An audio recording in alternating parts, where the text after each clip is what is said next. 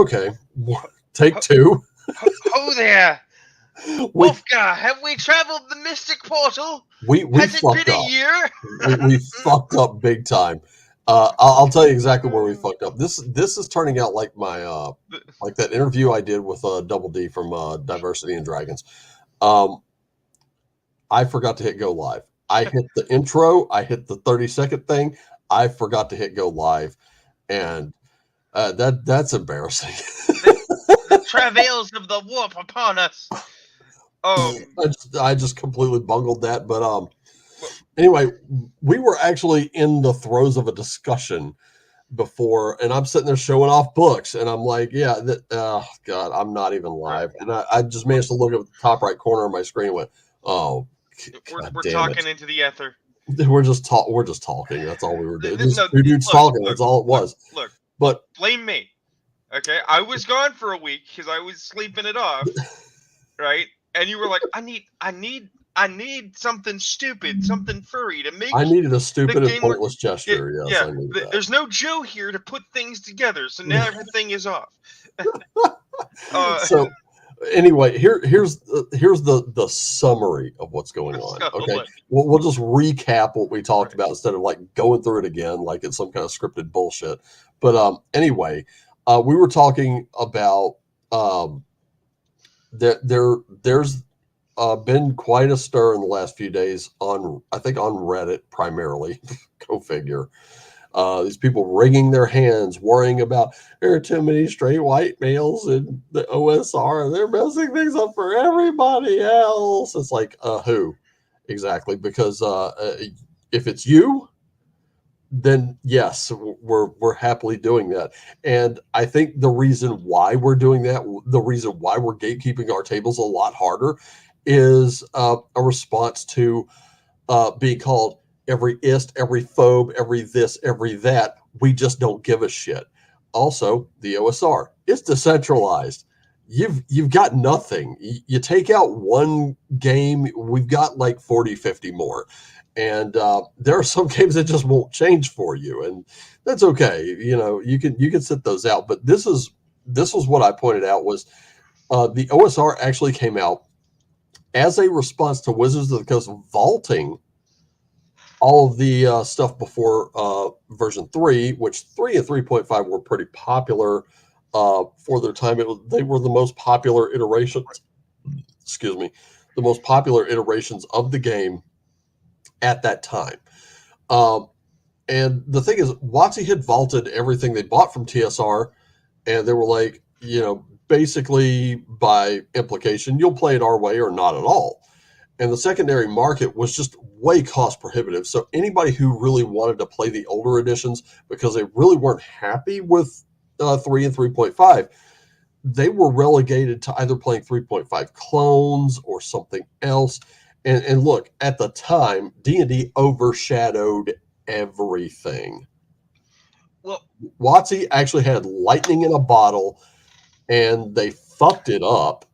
That's a bit of a later story, but they had lightning in a bottle. It was going crazy, but there were still people that wanted to play or look at the older editions. The OSR was what happened, and at the I'm going to look for something real quick because I know I have it. It's a wonderful little infographic that I keep losing for some stupid reason, and I don't know why.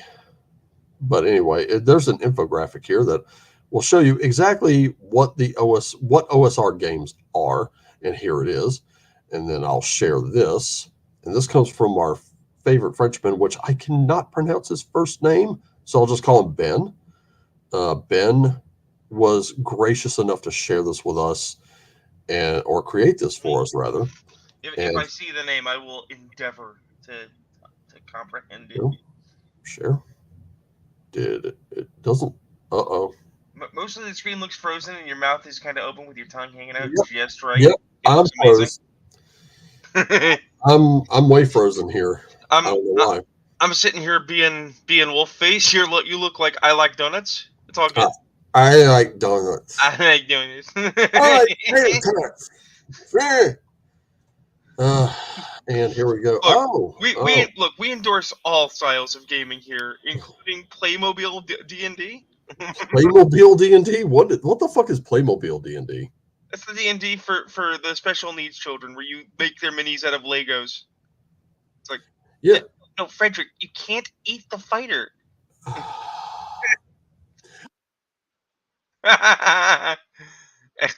And now it's just me. So while we wait for Wolfgar to come back, how are you, Chad? Empty Chad, void Chad. Behold yon chat, for it is empty.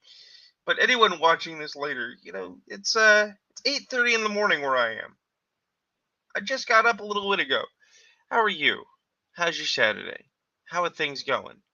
Is it good? Is it interesting? We talk about a lot of things here, but I am trying desperately to bring positivity to the gaming space. Because I'm sure Wolfgar will have comments about this when he comes back, but I think we err on the side of too cranky. I think we tend to be too negative in a negative way. And our negativity becomes a feedback loop. We expect things to be bad, so we treat things like they're bad, and we make everybody unhappy. Well, hello, Nemesis. Nemesis from X, which is actually Twitter, because you shouldn't call it X. What's about? They don't tell me who's here, so you have to talk.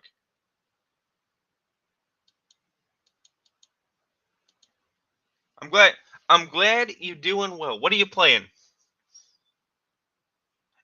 Sometimes, Cal, the crankiness can be humorous, but I think that the crankiness can also be self-perpetuating. We're so busy trying to find the next snarky joke in the one-upsmanship parade that facts get layered under so many negative positions that the negative positions take over from fact, and dissenting opinion gets buried. And I mean, some of that's inescapable. Obviously, having a niche opinion, you're not always gonna get equal time. But I think sometimes we take opinions and say, well, enough of people agree with us, they must be a fact. And that is a problem. That's what I was saying before, when Wolfgar and I were stuck in the Mystic Warp trying to resolve problems because we had forgotten to hit go live. I was saying the real battle for the soul of gaming is internal, which sounds real high end and smarmy and fancy, but what I'm actually getting at is the struggle is maintaining your beliefs and your play and loving what you like. The absolute mantra of this stream, right? In the face of the abject wall of people telling you what you're doing is wrong. And some of those people are going to be your friends. Welcome back, Wolfgar. Thank you. We can see you. I was good. talking to the chat. I was keeping it going, keeping it real. Keeping it real. That's what I'm talking about. All right. So, yeah, keeping it real. That's where we need to go.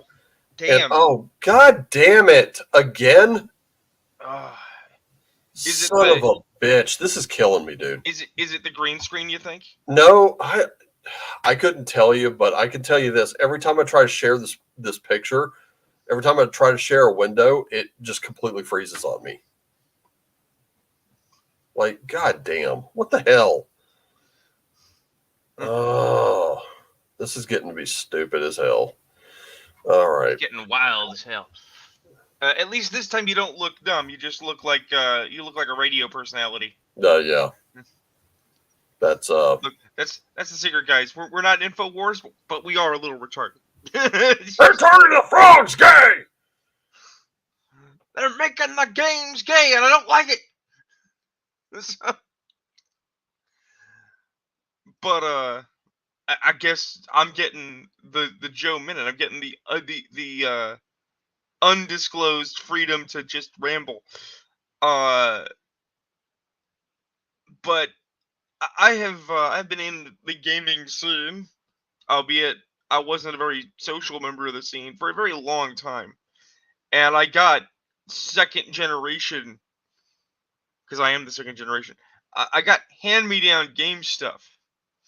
I remember when Games Workshop was this little company called Citadel Miniatures, and they just did minis for other people's games, right?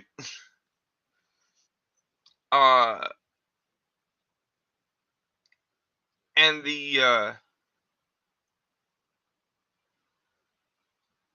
I can see how that's frustrating, Nemesis. I mean, there's niche content, like there's the small content. You need sometimes that human element to bring a campaign to life. But as I've been talking with some friends of mine recently, that sort of uh, Harmon Quest or uh, Critical Role inspired LOL random campaign behavior does have a shelf life. That shit gets real annoying real fast. It gets old, yeah. All Well, right. because jokes are jokes. You can have jokes, but like within the context of your stimulus, if you just learned that the villain is like destroying villages and processing people and putting on the Reich, maybe don't make a glib joke about that. You know? Yeah, but anyway, I'll just, you know what? I'm not Yeah. even going to share that. I'm just going to kind of get on with it because, Yeah. goddamn. But anyway, since the OSR games came out, Yeah. it really what it is it's a collection of different tribes here. You know, you've got your contrarians, you've got your reactionaries, you've got your you know your dabblers. I think when when James Radji pointed out the different types of tribes, I definitely fell into the dabbler because basically within the last 2 years, I've had the absolute pleasure of just like looking at a ton of different games when at the time I was only able to look at ads of the games. I was not allowed to touch any of them. The only reason I got them was because I was either A, giving money to a friend who lived close enough to a place to get them for me. And believe me, trying to fly a lot of this under the radar, I was pushing it and I didn't have that many books. But by the time I was like, 19 or 20, it really didn't matter. But by then, of course, we were waiting for that next iteration of D&D to come out. And, it was what it was. But anyway, Well, we that's the thing. That's what I was getting at by a lot of abstraction. Is I was comparatively late to the OSR. I missed the early OSR run, right? But you ask yourself why. Well, it's not just because they didn't have the money, right? It's most because of them were free. it's because yeah, but I mean, I'm just saying I wasn't in the social net for that, Yeah. right? But also I was already owning original run stuff. I already had my OSR. I didn't need more OSR, so I didn't go looking for it. But Right? at that time, that before it was cost prohibitive to even get into the older games. This one, making the game you want to play. I think that falls into the dabbler and especially if you like an entire plethora of games. Like it just doesn't matter which one you play; you just like to play. In the Like before you're just system time. agnostic. I think that kind of falls into the dabbler realm. I do recommend watching his video after this one because he really did a good job of putting it together, and he put together a very coherent, salient argument. But one of the things I did want to get to was, of course, that WotC has lightning in a bottle. Leave it to WotC to fuck it up, because they completely retract the OGL altogether. They make this one that's like just completely untenable for anyone to do anything with, and they come out with fourth edition. Now that one was not received well.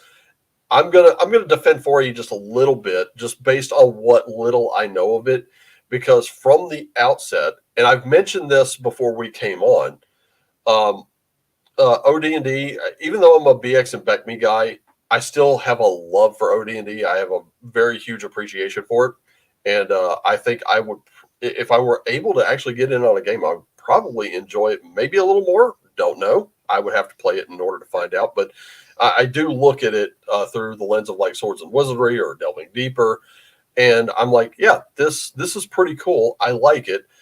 Um, and personally, just from reading the omnibus that I have, there's a lot of adjudication left up to the dungeon master. But John, the basic expert, who'll be doing a series of videos on this, I'll be watching because I'm curious to really know his take on it. He wants to combine chainmail, which is like the mass combat rules, and I'm like, why not just go ahead and include miniature war games in the middle of it? I think Dragonlance tried to make an attempt at that with 5th edition with the Warriors of Krynn board game, but I think 4E tried to mix the two together. They didn't execute it well, and it kind of flopped. So there are two reasons 4E collapsed, which your own interpretations, of course, are valuable. The first is the card system. A lot of people say, oh, it replicates an MMO, but they don't tell you how. They don't tell you what they did. Yeah. Okay? Your character has powers and abilities, just like any character in any RPG. Right? Yep. But those powers are replicated by a series of cards. Dailies, on-demand powers, and combat powers. Right? The information in them that you're supposed to write down is prohibitive. You can't actually fill out a character sheet with that information, right? Mm-hmm. It is pre-built to be used with their digital character designer, which they offered for free and then tried to paywall after the fact, which is bad pull. The other component to that is at given characterization benchmarks, they expected you to rewrite your character. To upgrade your cards to better cards. So if your first level card was attack twice, which is pretty potent, they wanted you to give up attack twice for a less effective power at a higher level of characterization, which is dumb. But that's all the mechanical component. The other reason 4E failed, and this is an idiomatic of what we're dealing with now, and I'll tell you about an absolutely hilarious Twitter post that I saw.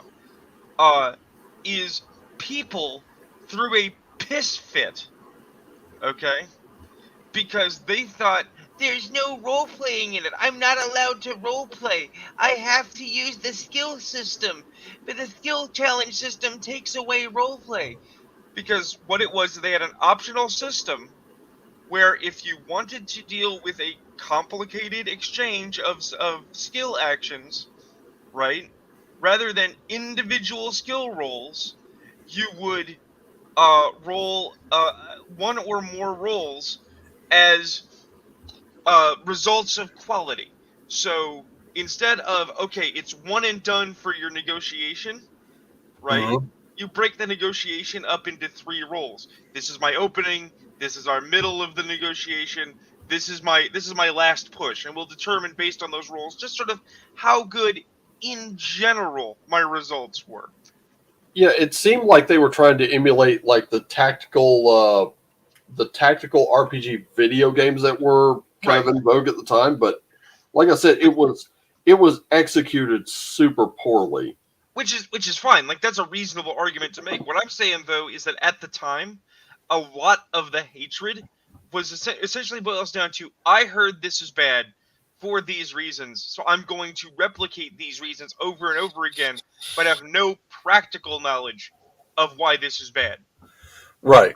And the reason I say that's emblematic of what we're dealing with right now is, as I said, I saw this hilarious Twitter post. Somebody on the internet, which means nobody, but we're going to assume it's a human and not a bot, was like, what's this AD&D everybody keeps talking about that I keep hearing about? What are all these weird rules that don't make any sense? And everyone's sitting here going, read the fucking manual. Yeah. Read the manual. Just read the manual. But why XP for gold? That's just nonsense. It's like, look, man, if you've only ever read 5e, and you honestly believe that you're not allowed to read older books, you're the one with the problem. Yeah. Okay, I'm going to say it again. I've said it before on this show. I've said it before on the other show I'm on. I've said it before on other people's show. There are no gamer police. Yep. They're not sending Bitcoin assassins in their mobility scooters to get you. A bunch of guys on ropes are not going to kick in your door and black bag you for playing the wrong game. Well, he can't afford it. Well, here's the thing. Okay, so when we had this thing with 4E, we've had this thing with like 3 and 3.5. 3 and 3.5, I really don't have a problem with. I played 3.5. I thought it was fun. I had a good time doing it. Of course, someone else was running it, so I don't know all the ins and outs. I just played a character, which is fine for me. But with that, we did have the OSR that ended up happening, and I'm going to kind of close out a few things. Maybe that'll help. But in any case, we did have like a lot of the older rule sets. Now WotC's releasing them, including Chainmail, which was the war game from which D&D came from. Now 5e was okay. It's serviceable. It's kind of returned to form, but it became the most popular edition due to like Critical Role, Stranger Things, etc. Of course, the lockdowns. Now, as time went on, the settings and supplements published by WotC became overrun with pandering, pulpit pounding, political nonsense to the point that the longer it went, the less they were really selling. I mean, looking at you, Radiant Citadel.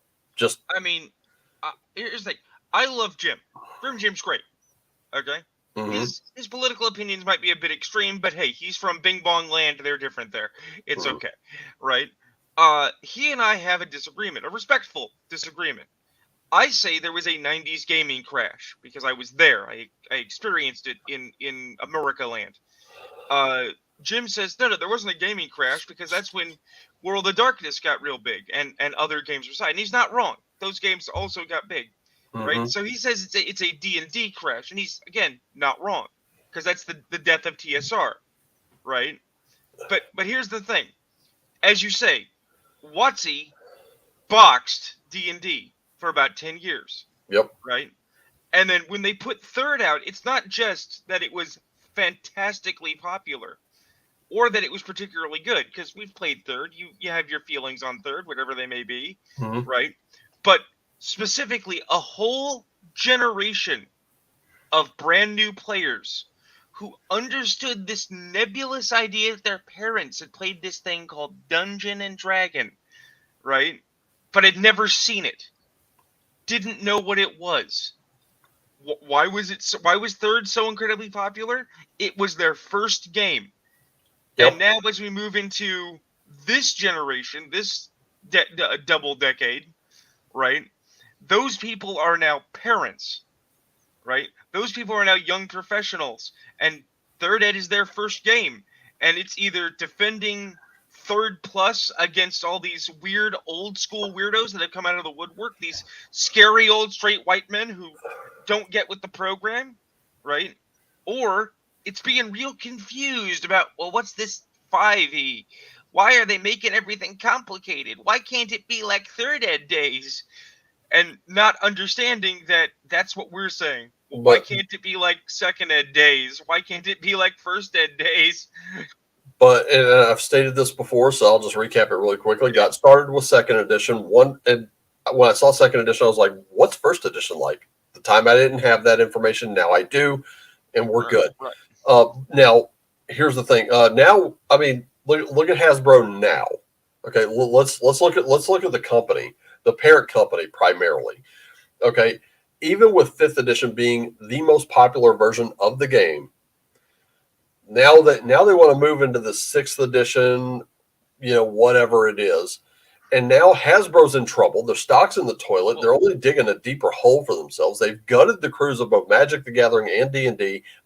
And of course, they're not doing themselves any favors. They really want to steer themselves away from being a toy and game company which I don't think will really work. I think their bad behavior and just constantly bending the knee has caused all these problems. Now, I've been saying I think OD&D is, in my opinion, one of the GOAT editions. Reason for that is it leaves quite a lot to the DM to adjudicate where there aren't rules for what players want to do. Like I said, John is about to do some videos where he incorporates chainmail to make it more crunchy by adding the mass combat that OD&D is missing. Again, I think that's taking kind of a little bit of I think Forey was trying to take a nod to that. It didn't really work. Well, I think 4E specifically wanted to do small unit tactics, which is not a bad idea for adventurers. Right. But basics right, because basic represent. We do need warfare rules that are actually worth a damn, because if you recall, 5E did put out a rather limp-wristed mass combat Unearthed Arcana based on battle system. That awful second ed attempt at copying Warhammer. But two quick things from our audience. First of all, hail, damnedest bastard. Yes, as you ponder while you wander yonder, we are talking about old games that you did not play. And Nemesis, I understand your position. I really, really do. But the thing is not fanfic headcanon seeking bad writers. Relative the to our fanfic headcanon was all in the adventures. It really wasn't much in the core rules. Our specific problem we are dealing with, in my opinion, is when you look at the actual administration of the people that WotC has put in charge, they are coming from a video game background, trying to replicate video game experiences in the tabletop sphere. And I don't just mean mechanically, because that was the 4E problem. They're also trying to create walled garden. They want to turn D&D into an Apple product, right? They want you to use it their way, for their mechanisms, for their subscription model, to make their money in the right way for the right politic, right? And actively saying, well, I'll just play old D&D runs immediately counter to that. That scares them, because it's like, you're not supposed to make your own decisions. You're supposed to be loyal to the brand. We made D&D a brand. Don't you understand? Like, yeah, I do, and it still sucks. But well, I'm going to use a quick example here. They're really desperate to tell you that the new D&D movie, Band of Thieves, did really, really well. We know it didn't, right? And then they're like, well, that's the D&D movie. It's like, what about the previous D&D movie? Well, that's not a real D&D movie. That's the previous movie. It's like, yeah, that was made in third ed days. You owned it. Previous 3. Right. Then there's the Sci-Fi Channel ones. We'll pretend those ones don't exist. And then they're like, well, what's a D&D movie to you? And I'm like, Dragon Slayer, Reign of Fire, Conan the Barbarian, Dragonheart, Conan the Barbarian, The Sword and the Sorcerer, Deathstalker. And they're like, well, those are old and problematic and sexist and racist. And I'm like, yeah. Yeah, well, it doesn't matter, because quite frankly, what we're here to talk about today, which we've spent like close to an hour and a whole bunch of technical issues trying to get to, which now doesn't leave us a whole lot of time, but I guess I really don't need a lot of time to do what I'm about to do. Which I'm gonna start a war. No, I'm not gonna start a war. I'm gonna fucking end it. Woo! And well, the downside to this is I don't know if I'm gonna try this one more time because I closed out some shit. I'm gonna try one more time to share something. If I can't, it's gonna be then that's gonna be problematic for me. Because quite honestly, shit, that was those little freezes were killing me. All right, what the fuck is this shit? Oh, get fucked. Well, look, while you're pulling it up, can I start talking about it so that if you do freeze, we can keep going? Well, hang on. I'm gonna try this one more time. I'm gonna share this window. Oh, apparently Nemesis has predicted us. Here we go. We're frozen again. Fuck! Yeah, but you're not. We can see you. Well, All right, well, look. There it is. Frozen again. Well, Fuck! let's get into it, man. Let's talk about it. I can't talk about it because I'm frozen. Well, what are you trying to show? Is it the book or is it the post? Well, there's some stuff I downloaded which I I can't fucking show because this goddamn thing is just going nuts. So you know what? I'm gonna try a full fucking reboot. So all right. So waffle on. I'll be back. This goddamn thing is pissing me off. Hold on. I'm gonna try to just full fucking reboot. Wolfgar's gonna exchange potatoes, and he'll be back. Fucking machines, man. So yeah, I am a dedicated waffle. I don't waffle on everything, but I often take the middle road approach. I try to see the reasoned side of both sets of arguments. Okay, which is why I do not fit in with my OSR brethren. Even though I love some of them, even some of them are great. It's because like I do not write off the trolls and the sparklies and the whatever other names you want to use, the danger hairs, as subhuman. They can be wrong. They're not necessarily other. It's a subtle differentiation between tourist, who's actually just here to look and then going to keep moving, radical, who's actually here to change things and we wish they'd go away, and this rare thing that we really need to protect and we need to nurture called the newbie. Newbies exist. We gotta get newbies to join to make a better game. I'm 42 years old. I'm not the bar. I should be guiding newbies because I'm gonna be dead, and this hobby will not have me before the next wave of newbies arrive. No, I mean that is mostly true. Nemesis is that there are such people as have very negative perspectives that have no positive interpretation. They're just wrong. They're just wrong. But the thing is that doesn't mean we are incapable of being wrong. We are very capable of being wrong. We can endorse the wrong people. We can hold the wrong positions. We can have people that we support who turn out to be jerkwads. We have had people on this show who I thought were pretty mellow, who have since come forward to have opinions that I diametrically disagree with. That doesn't make them scum or subhuman. It just means we disagree. And that's okay. Try this one more time now that I've had a full fucking reboot. Oh, for the love of fuck.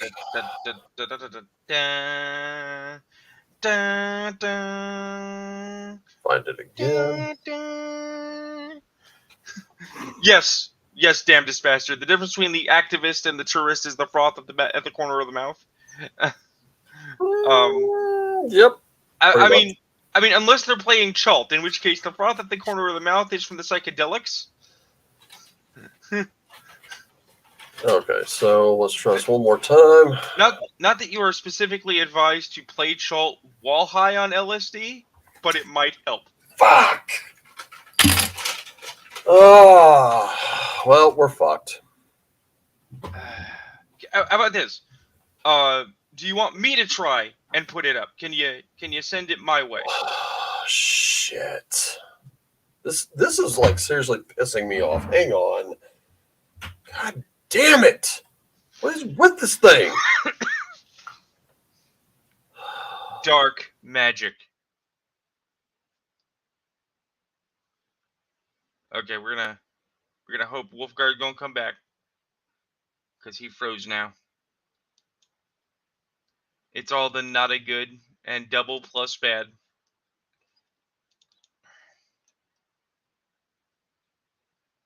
But yeah, I'm gonna break the egg. I'm gonna kill the baby. Yes. Yes. Black Lotus, the best. But Raven and I want to get into the conversation of Chudhammer versus Wokehammer, and he apparently has some pretty vital materials he wants to show that he is important. I want to see it. I think we all want to see it. Again, what I was saying before he and I went live is I am old enough, again, to remember when Games Workshop was Citadel, right? But when Warhammer 40k specifically, in its second or third edition, started to get popular, okay? I saw it, I didn't get it, and I didn't care for it. I got into it later, right? I freely admit I am a latecomer. Now, I am knowledgeably very deep. I dove deep. I have a friend who bought me a bunch of Black Library books back in the day. But, you know, like any long-running property, there's a range of experiential levels. And I can safely say I remember a time when it did not rule the world. Oh my God, there we go. Okay, so it was just the one picture for whatever reason. Okay. It was so stupid. Now, I can't attest to the veracity of this one, but I Right. saw a bigger version of this one. Right. I think this is either Facebook or Instagram, something around there, where, again, I can't attest to the veracity of this image because there are people claiming it was photoshopped. I can kind of see that. So,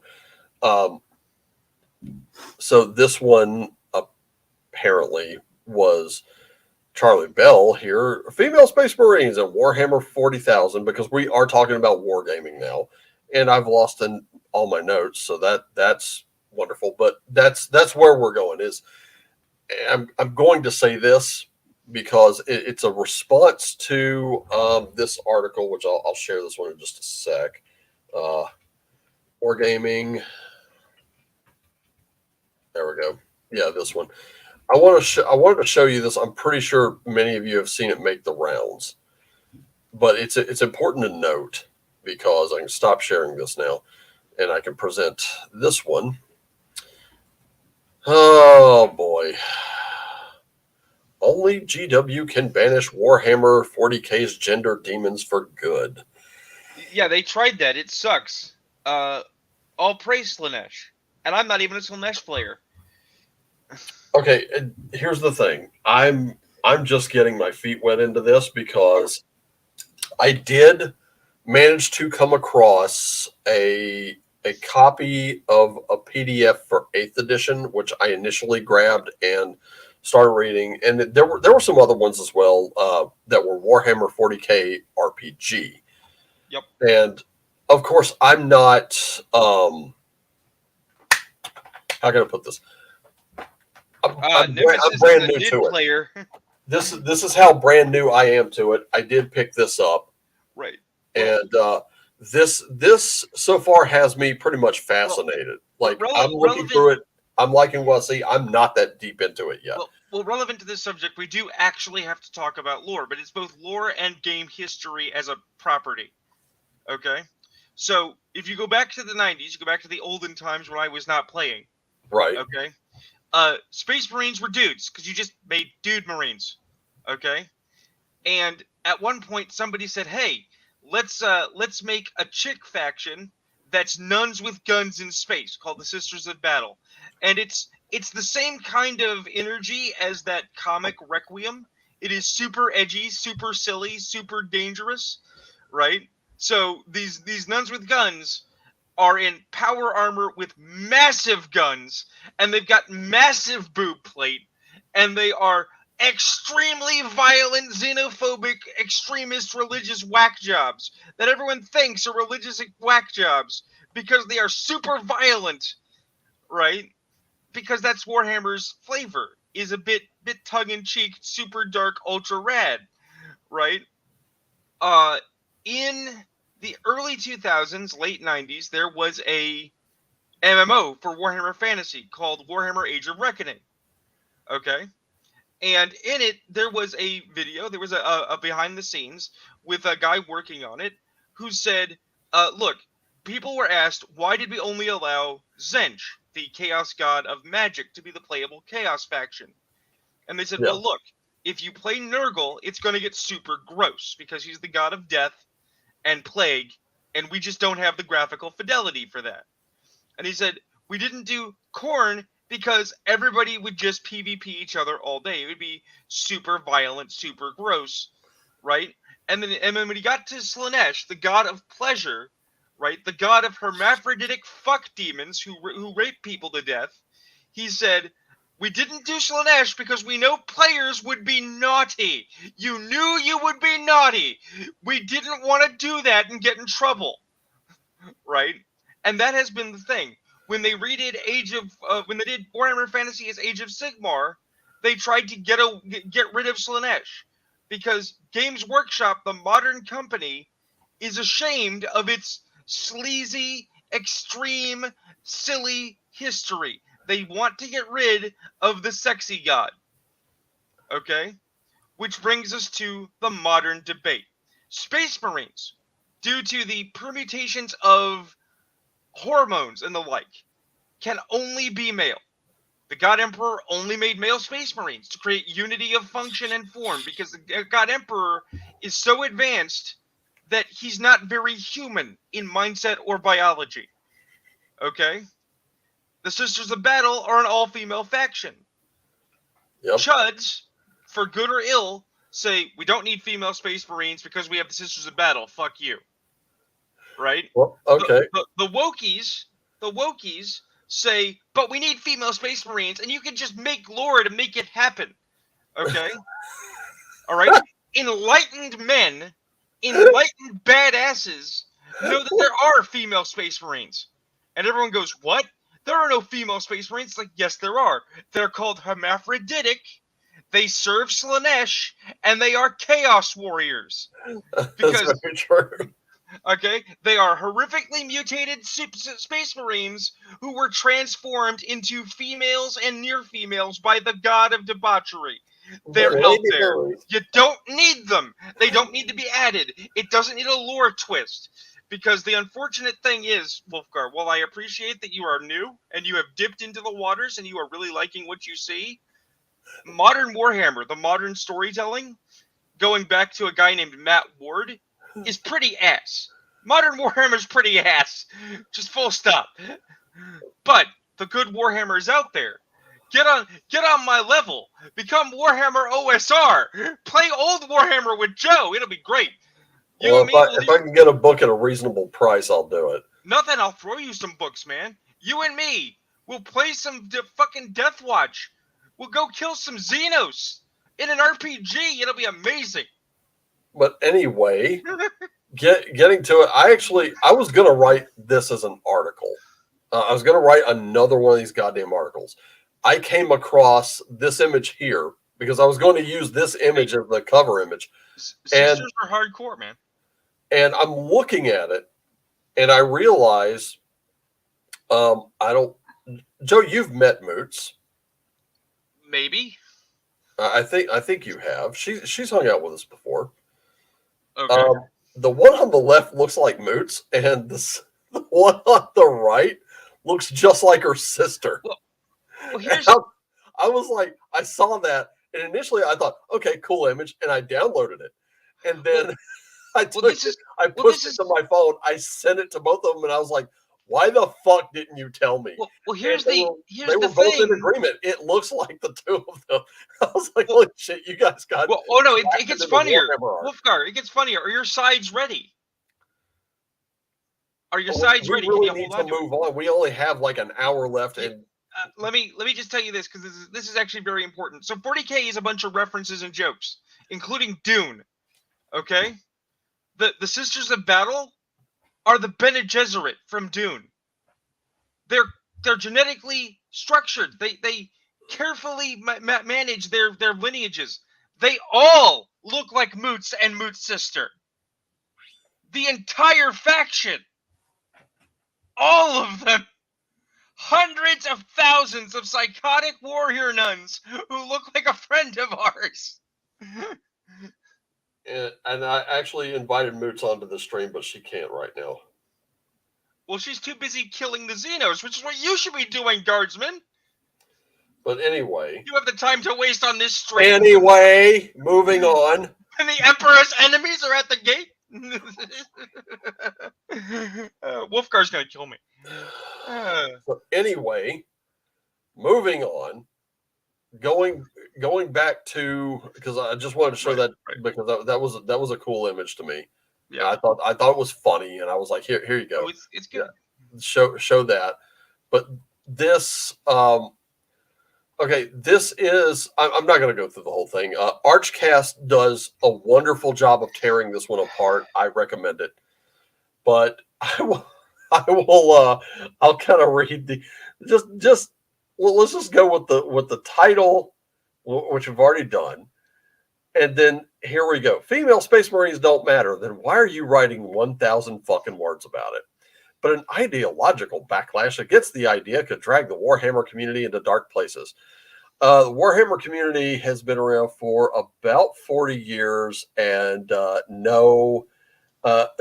wait, are you familiar with Warhammer 40K? For that matter, it is a dark fucking place, you goddamn loon. What is your name? Alex Evans. Alex, it's a dark fucking place. Okay, let's get that out of the way right now. Okay, I would call you a cunt, but you lack the depth, the warmth, and the ability to give any pleasure. There's something rotten in the state of Warhammer 40K.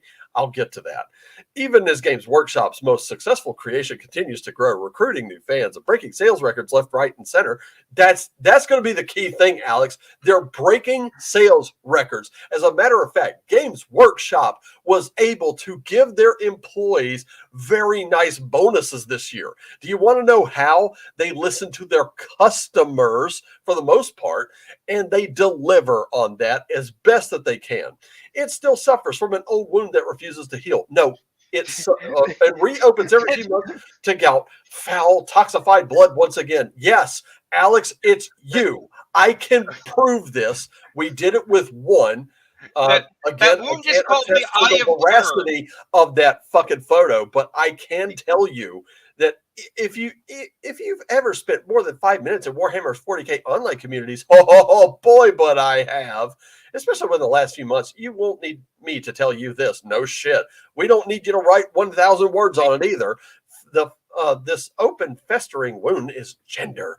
No, it's not. It's you. It is always you, dude. No, and I can prove that this matters to you. You can tell me it doesn't. I'm calling bullshit, and here's why I say that. You can write this 1,000 word fucking screed and post it all up like we're just trying to do something nice and we're just trying to make it more accessible, more open, give you more options. No, it won't be an option, you dumb fucking stooge, because look at the combat wheelchair thing. It's an option. If I don't allow it at my table, suddenly I'm in a faction. Fuck you, get fucked, stay fucked.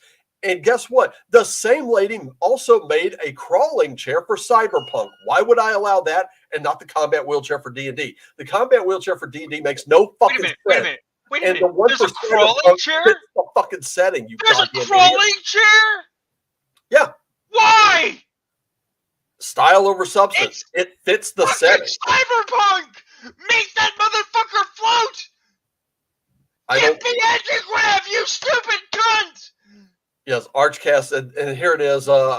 Cal says, "I'm not a Games Workshop player, but I'm a miniatures appreciator." Here's the thing: I'm gonna tell all of you who play Warhammer, if you're just like, goddamn, the minis are just costing too much. Take the money, go to One Page Rules, subscribe for like $10 a month.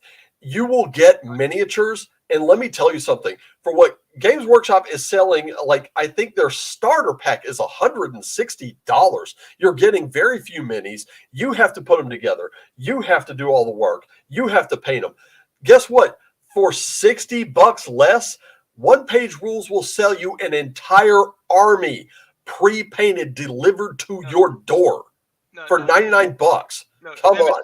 Fuck Nemesis. that. And here it is. Yes, this one. They always try to use either inclusion or recruiting new fans as the thin edge of the wedge to bring their garbage in. No one actually plays the to bring in garbage. No one that actually plays the game wants. That's true. Didn't need to market to women. In other words, they knew who'd actually buy the stuff. That's true. The only festering wound in this whole situation is the gaping one Wokies need to dilate. I think they need to bleed out on that one too. No, the gaping wound is called the Eye of Terror because the entire game is about flying your penis-shaped murder ship into a space vagina. That's 40K in a nutshell. So here's the thing. Okay. This is where I'm going to go. I'm more mad about crawler chairs. God damn it! This is what that article masks. I did not fucking need that in my life. It's not a stupid take at all. It's literally the lore as written. And when you cunts, see, there we go. You're calling us cunts. We actually have the depth, the warmth, and the ability to deliver pleasure. Thanks, baby. Show up at the store and tells me and my trans friends that we aren't real men or women. Who the fuck is saying that? Provide fucking proof. Who's going to pay to get the blood off my boots? You lot won't be able to. What with all the medical bills? Let's talk. Viv, I need to kind of put something in front of you. Honey, I worked in a fucking prison, okay? I have stared down gangsters, thieves, killers, rapists, hustlers, and child molesters, and guess what? You don't stack up to a single fucking one of them. Get fucked, stay fucked. Uncle Thor, and here we go. Here's another one. Uncle Thor, more like Uncle Tom. Yep, there you go. This is their last safe space. I say we make it unsafe. This is the motivation that Alex is masking. This hobby hates new members and will attack you. Curious hobby, its biggest 40K fan. Welcome, have fun, respect the Lord, pay for your own beer. Curious hobbyist. Looking past, I'm glad that meme got destroyed. Not only is this chart a joke, but the lore having a lot of women doesn't translate to a tabletop, which is what their misleading chart is all about. Bullshit. Oh, it's bitch hammer again. Oh, look at that. One of the most outspoken dickweeds in all of 40K. Here's the difference. And look, I've got so many more. Woke hammer when LGBT people don't agree with them. That is exactly what happens. They turn into that character. So that's the thing. I don't like either of them. I don't like the anti-people and I don't like the wokies because neither of them operates in honesty, and it's a subject that is retarded. It is retarded from the beginning. We should just look at them and go, no, what the fuck? And move on. 100%. Ignore them. Ignore the whole thing. It's retarded. Okay? Here we go. Remember when they said they didn't want to ruin the game, but just wanted to make it more inclusive? Yeah, I remember that with D&D. I had a fellow player who got his daughter into the hobby. She was 8 years old, and she ran Chaos Space Marines. Good for her. That is an amazing Good for her. Corn approves. And guess what? That's parenting done right. That's one of those things, man. People don't recognize. Kids are like violent. You tell a kid, okay, look, you can't punch Timmy in the face, but I'll let you come to my game store, and you can play with these little plastic minis and murder people. They're down. They want it. Here's something. How nice it must be to have such blissful ignorance of everything. You only believe what you are told, have no willpower to think for yourself. You regurgitate the words of corrupt and evil men who want you angry 24/7 and tell you are righteous in your desire to hate. I am white. I am male. They aren't coming for me. They're coming for you. All right. I wrote an entire article on being an ally, dude. And guess what? You're a fucking ally. You're disposable, man. The sooner you realize that, the sooner you can clean up your act. I'm not cleaning up a goddamn thing. I am not a dog. I am not a pony. I don't jump through hoops and perform for your stupid ass. Then let's see. And start being a normal human being. I am a normal human being. It's you who are fucked. And we can avoid the really crazy lefties from actually trying anything major against 40K. I should have read that a little Should have read that. My apologies. Eh, My apologies. I I should have think read that one a little further. I think the way they put it is still wrong. Is a representative of what I'm getting at, which is it's like you're not coming after me, I'm coming after you. Is a bad way to put it. Yeah, that is the only erroneous take in there. Yeah. Pro female Space Marine argument summed up. They are room temperature IQs who whine about representation while calling non-whites who don't take their side Uncle Toms. Have screens of that too. Yeah, I saw that one. And that's all they've ever been, really. They saw something that men, mostly straight white men, like and felt the need to destroy it because that's what their worldview is based around, hatred of that demographic. Anyone who says otherwise is either deluded or lying. I am 100% behind that. And this is it. I want female Space Marines to make sad incel losers like you leave the hobby and never come back. We're not going anywhere, dickweed. I wanted to bring new people into the hobby as the recent changes in diversity have helped blossom GW's growth. Sit down and shut up, tourist. No one gives a shit. Wrong, bitch. You're the tourist. And yes, plenty more people give a shit about my opinion than they do you, because you know what? I got that book. I'm coming into this hobby. I'm not looking to fundamentally change anything. I understand from all those people who came before me, from the people who have been in this thing longer than I have, that I can learn something from them. And guess what? If I don't like something, I can ixnay it at my table. No one else has to like it. Just those who do can show up and play. I'm not going to I'm not going to especially demand Games Workshop make sweeping fundamental fucking changes to their game for my fucking comfort. That's the difference between us. We are not the fucking same. Oh, it's extra funny. One of my best friends, one of my very best friends, is a woman, and we played Warhammer 40k together. And she hates me. She is super mad at me about 40k. Anytime I bring it up, she says, "By the way, Joe, fuck you," because I did something awful as a GM. I did the nastiest thing. She said, "I want to play a mutant." I said, "You know, that's a bad idea." She said, "I want to do it anyway." I said, "Okay." So her character's parents offered her up to the Inquisition that she could work for the Inquisition instead of getting killed.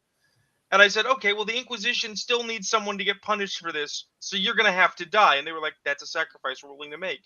And my player, who's a tech priest, said, "I will take these people, and for their sacrifice, I will make them servo skulls." And so we gave my friend's character the skulls of her parents as robo servants to take care of her. And she figured this out in the middle of game and was like, "You sons of bitches! Yep. You mother..." And she has never forgiven us. Careful what you wish for. You will get it. And Nemesis says she made her army pink with candy cane spikes, teddy bear heads, yes. skulls. Okay, yep. Yes. Right on. The dark gods dance and step. And look, I love this. Look, there is nothing in the Warhammer 40k artwork or books that says that's a thing. But here's the deal. She customized. She made her own. Oh no, the greatest convention picture I've ever seen. Okay, if you're not familiar, the Ultramarines, which I'm sure you've heard of in your reading, are called Smurfs because they're all blue, right? Mm-hmm. So somebody did their army Smurf custom, right? So all the dropships were Smurf mushroom houses, right? Mm-hmm. And all the Space Marines were done up like Smurfs, which meant that all the command officers had red Papa Smurf caps. Which means they're all chanting la la la la la la, right, for the Emperor. It's a nice cadence too. It's good. It's good. Yes, the correct side of the community, sending gore, rape threats, pedophilia, racism, homophobia, transphobia, and the wrong side just wants to paint their minis however they want and the ability to make their Space Marines and minis into women. Okay. But no one is stopping you from doing that. No one's stopping you from doing that at your table. Your table, your rules, always and always. We have always said that. Dick, I mean, look, at my table though, that won't fly. With our last couple of minutes here, I am going to throw out the adversarial opinion. It's going to light people up. I will say, your armies with trans coloration, with the trans flag as your army colors, more power to you.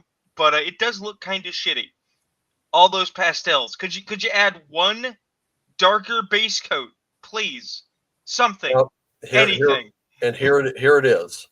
This this is what it is. I think Grim Jim pointed this out, where he says if you have a table of 10 people and one actual like white supremacist neo-Nazi, the common thread is that you have a table of 11 Nazis. So we have bitch hammer again. Now my side is about being intolerant of intolerance so the community can grow. Yours is about being so intellectually inbred you think you can own a hobby. And of course, here we go. Intolerant of intolerance. You mean threatening extreme violence over mere words, which he has done. How very brown shirt of you. Yep. Nope, but you can make like your leader and paint a picture on that wall. But I don't have a leader. I have a strange tolerance for, but have a strange tolerance for fascism based on who you follow. Yes, anyone who disagrees with bitch hammer here. Fascism, do you even know the meaning of the word? And it's a back and forth. And about 6 months back, Wokehammer Els did a post your political compass thread. Almost all of us came out as left and center libertarians with a handful of old school. I think they tried to put conservatives there. So there you go. And there it is. Don't go hurting kids because they hurt your feelings. Viv, a padded jacket is waiting for you. True. Kids got to fucking learn sometimes. And this is it. They will visit violence upon children. These people are deplorable. No, You're not beating the allegiance. No, not my candy cane gumdrop teddy bear chaos player. No, protect the small child. And here it is. You never beating the allegations of belonging, or you never beating the allegations of belonging on a mental ward. Someone should call your handler and tell them you want to hurt kids because they hurt your feelings. That's true. Fuck, mate, I want to hurt them for all kinds of shit. I will hurt them for hate crimes. Simple enough. Yeah, I'm going to say this right now. Viv here ever comes anywhere near a child and I'm present, yeah, I'm going to make the news that day. I'm going to make the news that day. Here we go. Oh, Demon Face Shay. Oh, like we needed this one in our fucking midst. These people have to understand that if we were living in the 40s, we'd all be drafted to kill these motherfuckers. See, again, these violent threats. That's just history. I'll bet. And they need to count their fucking blessings. I don't know how the modern world tolerates fascism and hatred. What we're not doing, Jesus, Shay, I swear this is one of those who's so mentally fucking devoid right now that, and I realize it's probably not very ministerly or shamanly of me to talk this much shit about these people, but goddamn it, this is exactly what we're looking at. That article only masks this shit. And this shit is what we do not tolerate anywhere in any of our hobbies. We are not going to tolerate it. You fucked up when you stepped in here because you are dealing with problem solvers and people who have made their own for going on 50 plus fucking years or more now that we're talking about wargaming. So get fucked. Stay fucked. Well, here's the thing. Here's the thing. Because it's not about your shamanness or your ministeriness. It's actually about your time as a prison guard. Okay? If we go and we look at that lowest common denominator of people, the people who are in big boy jail, right? And you look at the social net of those people, right? It's not if you have 10 people and one Nazi, you have 11 Nazis, right? It's if you got 10 people who are pretty bro and the one Nazi tries to join, they're like, dude, this is not the group for you. Go somewhere else. Or you go and get shivved. Yep. Right? And he goes and he finds a group of Nazis to hang out with. Yep, right? Pretty much. People, especially the inmates, they will click up in there. That's right. That's a fact. Fascism from Italian fasces, a bundle of sticks. By the way, there's fascism in everyone. I can prove it. If you've ever had plantar fasciitis, guess what? That is a bundle of muscles wrapped in a sheath. You had at your very feet, you are fascist. Guess what? No. Yeah, and it's in my biology now. It's in your biology. So now, as a political persuasion, not so much. But here we go. I can see someone saying they trans all their Space Marines by going the crotches. Okay, well, whatever.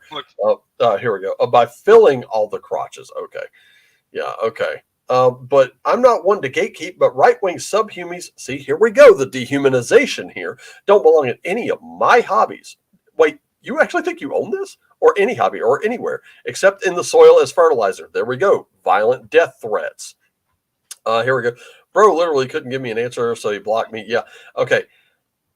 Yes, but if and when we tap this sign, y'all get pissed. The process by which Space Marines are created relies inherently on hormonal and biological makeup of the human male, meaning that only males can be subject to the transformation. And as I understand it, if you have a group of about 100 males, maybe 25 of them actually make it through this process. Yeah, it is Not it's not a extremely. it's not a big percentage. It is Most extremely people disturbing. die in this process. The reason females cannot be Space Marines from a lore perspective is not because women are unfit. It's because their biology is more complicated. They go through more physiological changes at pubation. The Right. vast majority of Space Marines, if they are not literal babies, fucking ultras are weird, are probably between the ages of 12 to 15. Right? That's when you start. And by the time you're done undergoing the process, you are just about 19 or 20 physically, even if you are mentally a brain scrubbed robot. Now, so when Chaplain here gets the response, been retcon, so it doesn't matter. Stay mad and cope more. Always, okay, show me a source. That they don't Block. have one. Bro literally couldn't give me an answer, so he blocked me. Yeah, that's about the size of it. Yep, you were so nasty. Not even you. Oh shit! Miss Kurz. Oh, that's funny. So lore nod for people. No, go back to the previous one. Lore nod for people who aren't aware. Conrad Kurz is the Primarch of the, I want to say, 7th Legion of Space Marines from the Horus Heresy, called the Night Lords. My personal favorite boys, because it's Space Batman. He was a psychopathic murderer who destroyed his home planet, and they killed him with Imperial assassins and cut off his head. Conrad would not have put up with Miss Kerr's bullshit. Conrad did not have a forgiveness mode. He only had murder the guilty. True. Oh, by the way, I blocked your boy. You continue to say that doesn't make it true. Sounds like a real bitch move. You're obviously afraid of men, but feel comfortable threatening women. Date rapist vibes. Do you understand? Go fuck yourself. I'm sorry, no thanks. Woke Hammer is made up of Coomer weirdos. I'm not going to argue that one. Of course, our friend Kay here. I'm uncomfortable, and they wonder why women don't get into the hobby with them around. Oh, shut the fuck up. That's a person I would love. Because that is the accusation that's been going on forever, and it's not true. And it wasn't invented by the wokies. It was invented by the popular kids at the lunch table to ostracize people like us. Well, deny all you want. My degree is real, tangible, and visible, unlike the concept of gender. Well, it's not real. So, oh, wow. How now denigrating women by saying their achievements are fake. Truly a classy, tolerant moment, huh? What's next? Telling her to be a real woman, she needs to wear a hijab and stay quiet when a man speaks. I wouldn't put it past them. How to beat the right-wing man babies out of 40K. Step 1, flood the moderate 40K Facebook groups, 40K, Imperium of Man, etc. with fake accounts. Spam said groups with typical incel neckbeard political points. Watch the moderates join us out of sheer irritation. No, we won't.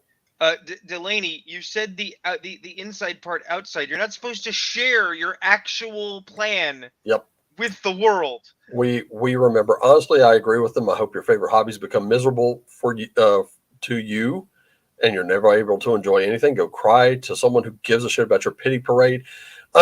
So Unbroken Eclipse. Let me point something out to you. Okay, this is a key feature that you need to hear, because I don't think anyone's told you, but I'll be the one to do it. I'm good with it. I don't give a shit. This is what you need to know. First off, you can only shun so many. You can only exile so many until you realize that all you're left with is a few, and the exiles outnumber you. Then what do? Nothing. There's nothing you can do. So nice to know your true scum self. No, really, I'll archive this and use it on the next likes of you. So thanks. Now go back to your corner of the internet. That was a good one. Good shot there. Let's see. Let's go to the comments here. My response to any of the threats: I live in Florida. Do your worst. Yep. Night Lords go hard. Woke Hammer are the ones who make women uncomfortable. That is very true. That is extremely true. They're typically chameleons looking to be accepted to escape their loneliness. I wouldn't put it past them. It just occurred to me that one of the reasons Wokehammer hates the Space Marines are the only male. That the Space Marines are only male is that it enforces the binary. True. They lack the capacity and skills to interact in a socially acceptable manner. True. Also, hence after they find their way in and accepted, the mask comes off. Yep. And then all you're left with is the slashing demon that you let into your circle. Agreed. Totally. So getting back to this one, let's see. Another normal day. Yep. Another correct take. Sorry, Chuds, you can't enjoy anything. Actually, we can. And we're doing it. And we're doing it without your permission. It must piss you off. But I'm enjoying it. Brings me so much joy to know that you feel like all your favorite hobbies are being stripped away from you. You will never get what you think you had back, and that is hilarious. Never heard of one-page rules, grimdark future, faster than light? Think we'll really never get it back? Because guess what? You can actually use your current GW War official Citadel brand Warhammer minis in that game as well. They'll just be called something different. Get fucked. We won't need them to. If GW becomes a lost cause, we will simply get those normal people to abandon the we will simply get those normal people to abandon your hobby. Nope. Poison the whole will. Nope. Make them choose between us woke queers and you fuckers. Make it impossible to play GW games without being directly associated with you lot. Well, here's the thing. Let's talk about that. Because back when I was playing D&D 2nd edition, I was associated with devil worshippers. And that's today. The whole thing was designed to get me to stop. Guess what? My library is bigger than ever. Get fucked. I want female Space Marines to make sad insult losers. Yeah, we heard you. I'm not surprised that you use having a beard and being an angry little sissy. That's a slur. Are your only personality traits. I'm sure whatever's between your legs is your only personality trait. I'm not queer or into Warhammer, then opinion discarded. Let's move on. It brings me so much joy to know that you feel like all your, yep, we heard you. Here we go. Alan Merritt. There were female Space Marines at one point. These were back when I think the miniatures were metal and were sold in packs of like 3 or 4. There was always like a female Space Marine in there somewhere. Back when there were Beastmen in the Imperial Guard, probably. Right. These were sculpted by the designer as female Space Marines, but it wasn't an official brief as such, and they weren't released as that. Back in the day, the process of making and releasing models was quite varied. Designers tried stuff, and we asked them to make all manner of weird and wonderful things. Excuse me. Some of those things worked and became part of the fabric, and other things didn't work quite so well and were consigned to the dreaded, we'll only release this model if we have nothing else to release this month drawer. Of course, those months turned up inevitably, and we eventually released nearly everything. My biggest fear as design manager was being forced to release some of those held back models, so I named it Drawer 101. And the reason there aren't female Space Marines has nothing to do with lore or background or character of Marines. It's to do with the simple logistics of making miniatures and selling miniatures. Early Citadel ranges had female versions of most character types. In fact, we produced the C range. The intention was that upwards of 25% of all models would be female. But when we started selling the first fully formed C code, which was CO1 fighters, retailers kept complaining to us that the customers weren't buying the female models, and we could not include any in their restocks. So we took the female models out of circulation. It simply didn't include the molds in the production cycle.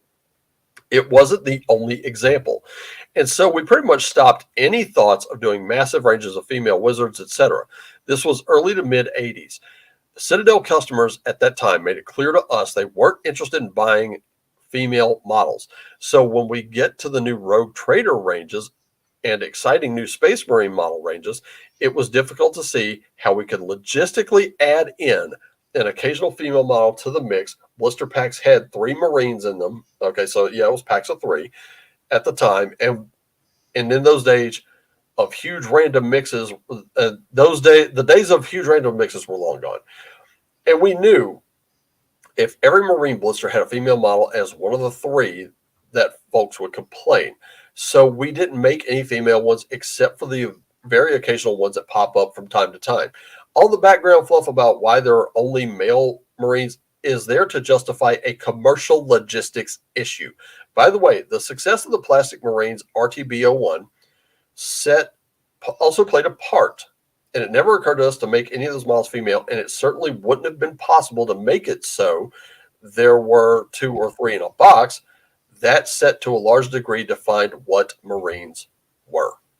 Now, people have said, oh, well, Alan Merritt also said that he created everything in court. Okay, we are talking about 2 separate goddamn things. Number one, you're bringing to light some of Game Workshop's worst behavior, which was basically becoming the TSR of wargaming, where they were suing regularly. And yes, that was something he said, that was something he claimed, and it was something that was disproven in court. However, that doesn't prove that this is wrong. So, I mean, yet again, it's standard internet practice. I like waffles. Oh, so you fucking hate waffles? No, that's a different subject, motherfucker. no, you hate pancakes. Why do you hate pancakes? What are you talking about? It's a different fucking conversation. That being said, I got an image for you. I got a thing. Sometimes I meme. If you wanna swap over to my presentation. Oh, there it is. Yeah. For my Night Lord boys. Today on It's Always Sunny on Terra, the gang goes to Twitter. That was good. That's my boy Conrad about to extort some punishment on some rubes. So, having seen the last few weeks, they chose us. Poison the whole well has been their strategy for decades. That's exactly why that article is total bullshit. It really is. It's a bunch of ad hominem. It's a bunch of like diversity, inclusion, and shit like that, which this hobby has always welcomed everyone. That's just the because nature. If you can't see yourself, you're just being a fucking narcissist. You want to see yourself? Go look in the fucking mirror, okay? Well, that's always been the nature of my argument. When we go back to yours and my shared history, the Satanic Panic history, right? The Satanic Panic did not live or die on its religious grounds. That was just the cover. That was just the very loud cover. How it was even mildly successful, how it perniciously stuck around, is it was able to couple itself with people's desire to be popular. Don't you want to be popular? Don't you want to be well liked? Don't hang out with those people. They're dirty and weird and mean, right? Yep. Unfortunately for the religious right, being good and religious and faithful and not having sex before marriage and not doing drugs is not the cool stuff. The cool stuff is doing those things because you told us we can't. Yeah, and that's what I put out there. Anytime you make something taboo, there are going to be people that go, that's something I need to look at. Right. The new tactic is to say, oh, it was always popular. We're the popular ones. We made it popular. Those stinky people, they're just hangers-on who just arrived. They've never represented the truth about what we really are. And it's like, no, that's the fucking lie. They're the outsiders. They're the unwelcome interlopers. They're the ones coming into your areas that you don't own, but you are an integral part of, and telling you how to do your business. And tell them to get fucked. That's exactly what we're doing today. We're exposing these idiots, and we're gonna say you cannot hide behind Alex. Alex, you can't mask that. It's already done. We know what you're up to. We've seen it happen with D&D. We've seen it happen. We're seeing it happen in the OSR now. And now, we need to have these terms to include us. No, motherfucker, buy a goddamn book, get some fucking dice, get pencil, get paper. Let's fucking play. If that doesn't sit well with you, get the fuck out. Go find another game. There is literally a seat for everybody. Go play Thirsty Sword fucking Lesbians, and you're fine. And here's the fucking winner, right? The penultimate winner, as we are 20 minutes into hour 2. Right, because it's hour 1. It's now 1:19, so we're gonna wrap soon. I assume you got stuff to do. But I think this is very pertinent. We've given the reasoned alternative. When you say I want femme marines, and we say that's not really appropriate to the lore, we're not saying you can't. We're saying at your table, for your rules, if you want your fucking Fem Marines, get a 3D printer. I have one, right? Or a friend with one. Print your own goddamn Fem Marines. If you show up at the table and you put down your Marines and they happen to be Goyles, guess what? The only people that are going to say you can't do it are fucking convention dorks who are like, well, that needs to be at least 25% Games Workshop because Games Workshop insisted. I don't give a shit. We're playing Warhammer at home. You want to play your Fem Marines? More power to you. I'll kill them like anything else. And here's the thing. It's probably not going to happen at my table. I'm just going to flat out say that. Here's the thing. I also don't give a shit about tournaments. That's why I'm going to be using one-page rules minis over Games Workshop's minis. This is just going to happen. But that's what I'm saying. If all I wanted was to be popular, I wouldn't have played D&D back in the 80s when it wasn't cool. True. I wouldn't have played it in the 90s.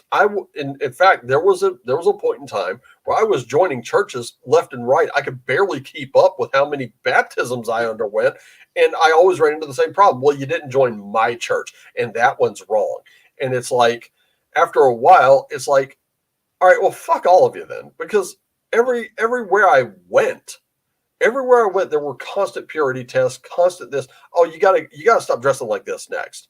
You got to cut your hair. You got to stop listening to that music. You got to stop reading those books. You got to stop playing those games. And finally, I went, no, I enjoy all of these. And guess what? The whole judgment thing, that will happen between me and this deity you're talking about. Should all that be true? Not me and you. I didn't give a fuck about the afterlife that I was promised. What makes you think I'm going to give a fuck about my social life? Because basically, I don't fucking have one. Come at me. Back in those days, back in that darkened time, okay, I was a little crippled boy, okay? And I wasn't so crippled that I was a sad charity case, right? So I was never going to be popular. I was never going to be the kid that they brought to the parties to say, look, we have a crippled kid. Okay. I was never going to be the kid that was eager for the approval of teachers. Okay. Yep. I was default outsider.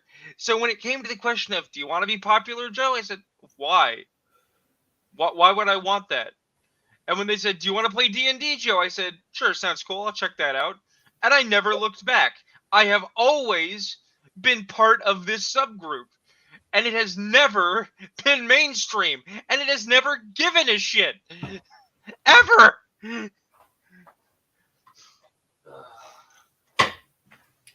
And honestly, while we're on the subject here, let's talk about this.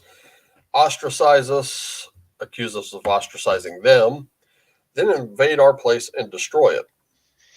I don't know about the rest of you, but there was something that came up on Twitter where me and someone else, I won't name names here. You could see it in the thread. We were discussing this very thing, and one of the points that got brought up was colonization. They had to decolonize. They had to decolonize D&D. You know, they had to take that out of there so that more people felt included. And I'm sitting there like, are you fucking kidding me? And, you know, I was like, that has never been the fucking case.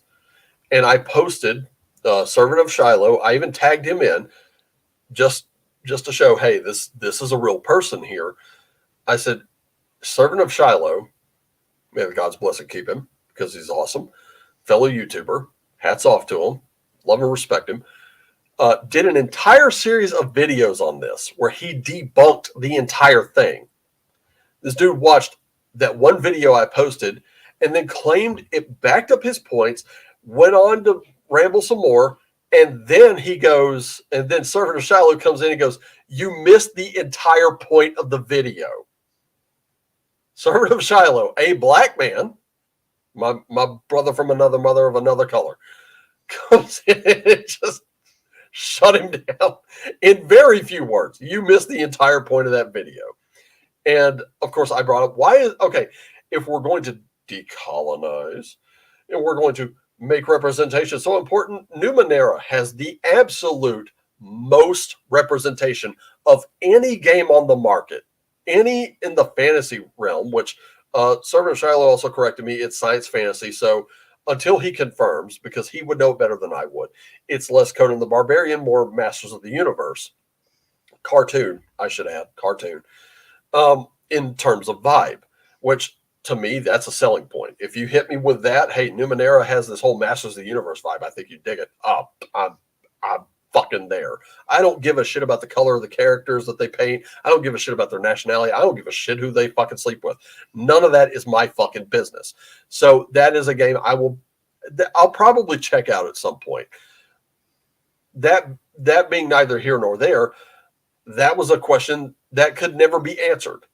If representation is so important, why is that one not rivaling D&D, who is on the ropes right now? Their 6th edition is probably dead on arrival, and Pathfinder. Why is it not rivaling those? Okay, that's the problem with these people is, and we're gonna get to this right here. Ostracize us, accuse us of ostracizing them, invade and destroy. Dare I say it? We are not the colonizers. Here's the thing, because I think that this is a pertinent consideration to add on top. There's a guy. I'm gonna name drop him. People go check out his stuff. Be prepared. His name is Lore by Night. Okay, he is not on our side of the fence. Okay. He's got himself a Discord channel. Everything he's describes it as a woke box. Okay, but he has an interesting problem. And it's why I follow this guy. It's why I talk to him. It's why I empathize with his plight. Okay. Yep. He went to a meetup game at his local game shop, and it was canceled because nobody showed but him. And he had a nice time with his friends. There was lots of goofing, right? But he has been ostracized by his fellow Wokies. And why? Because he's not supporting, to their level of appreciable support, V5. He looked at Vampire 5th Ed and said, this isn't quite as good as the last edition, is it? And he said, can we check out Masquerade 4? Can we check out Revised? And people started ostracizing him for not being in line. How dare you support the problematic, incorrect, older edition? That's not what the family does. So he's being ostracized by his own people for not passing the purity test. And this is what I've said before. When you don't pass the purity test, guess what? You're an ally, plain and simple, and that makes you disposable. I mean, there it is. So let's see what we got here. There's so many tabletop RPGs. There's a setting out there that fits what you want perfectly. Not okay. I'm gonna stop you right there for just a moment. No system is perfect. However, I don't really think any settings are perfect either, but you can perfect them at your own table. So I'll respectfully just disagree on that point. That's it. The problem is that it's not the top game everyone wants to appropriate for pee-pee poo-poo political slap fights. That is true. And I think if they went there, they would become very bored very quickly. Also, representation hasn't made Stormcast top sellers. Anti-racism is racism. Anti-fascism is fascism. Yeah. Decolonization is colonization. Yes. And of course, DB popping up with big Colin woke activist colonizer since 2020, because that's what they've done to every facet of pop culture for almost a decade. And that is very true. Nothing more true than that. And like I said, I have not really gotten, I don't consider my feet completely wet yet. I'm really, right now, I'm dipping my toes in it.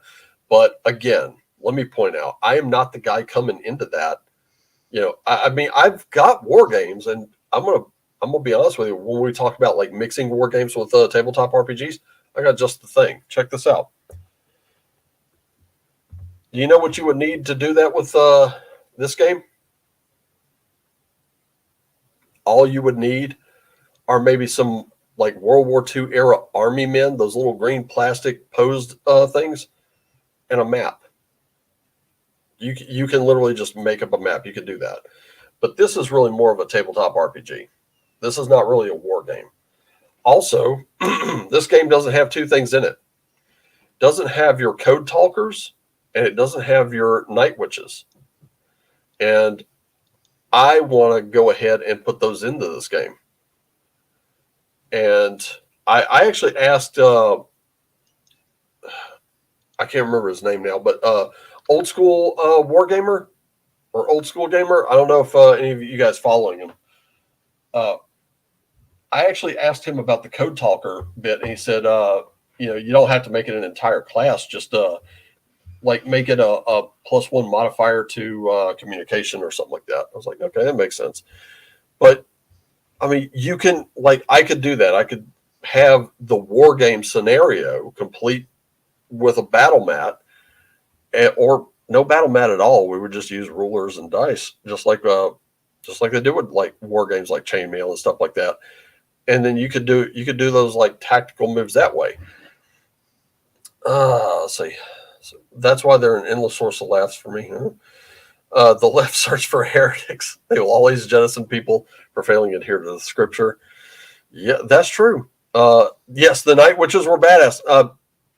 Ladies of the hobby, if you haven't checked out Jason Morningstar's book Night Witches, I think you should.